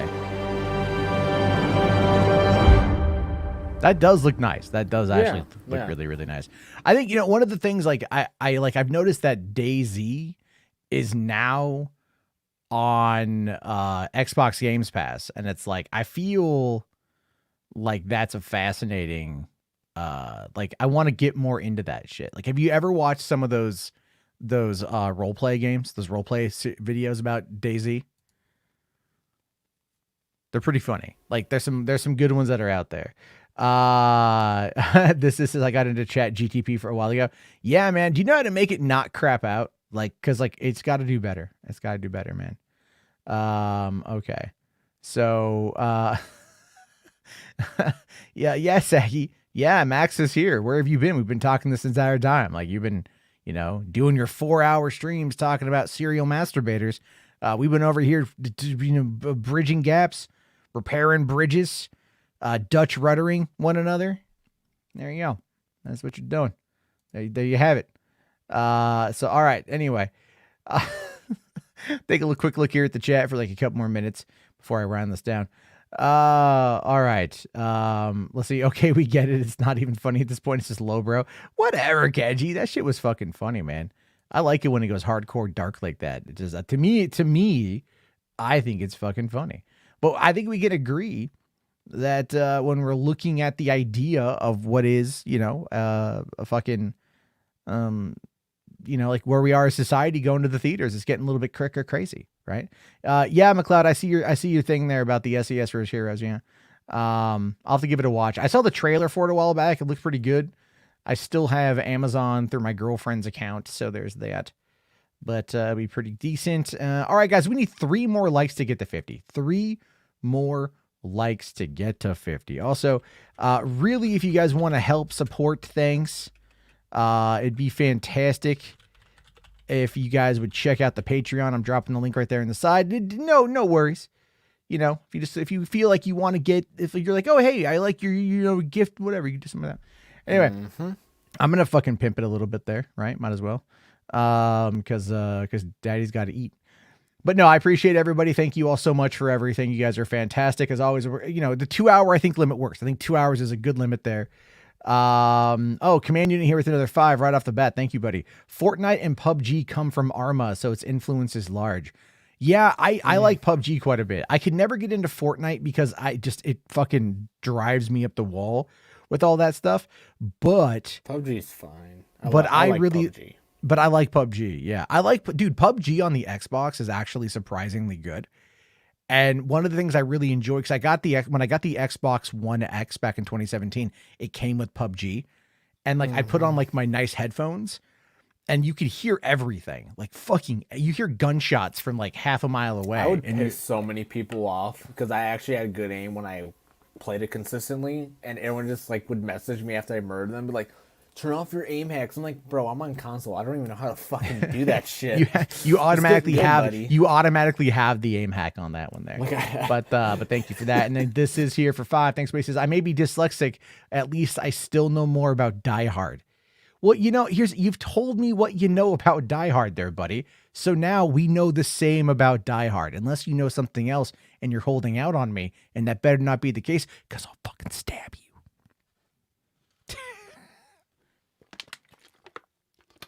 All right. That being said, it is now the 2-hour mark. It is time for me to go to sleep because, again, kids in the morning. Man, your last thing, 2 hours and no talk about semen. No, we made it. We made a joke about semen. Yeah, The whole Ryan's taste, the taste of Ryan. That was a cum joke. Yeah. We're just getting too I sophisticated was for you actually there, kind buddy. of shocked. See, man. See, men. We did well. Men. That's right, folks. Get you it? Whore. But that's why it's Hollywood After Dark. It is the #1 show to watch late night movie commentary. We had 140 people watching tonight, guys. Thank you all so much. Greatly appreciate it. Leave your comments below. Have a great day. I'll see you tomorrow night. Peace the fuck out.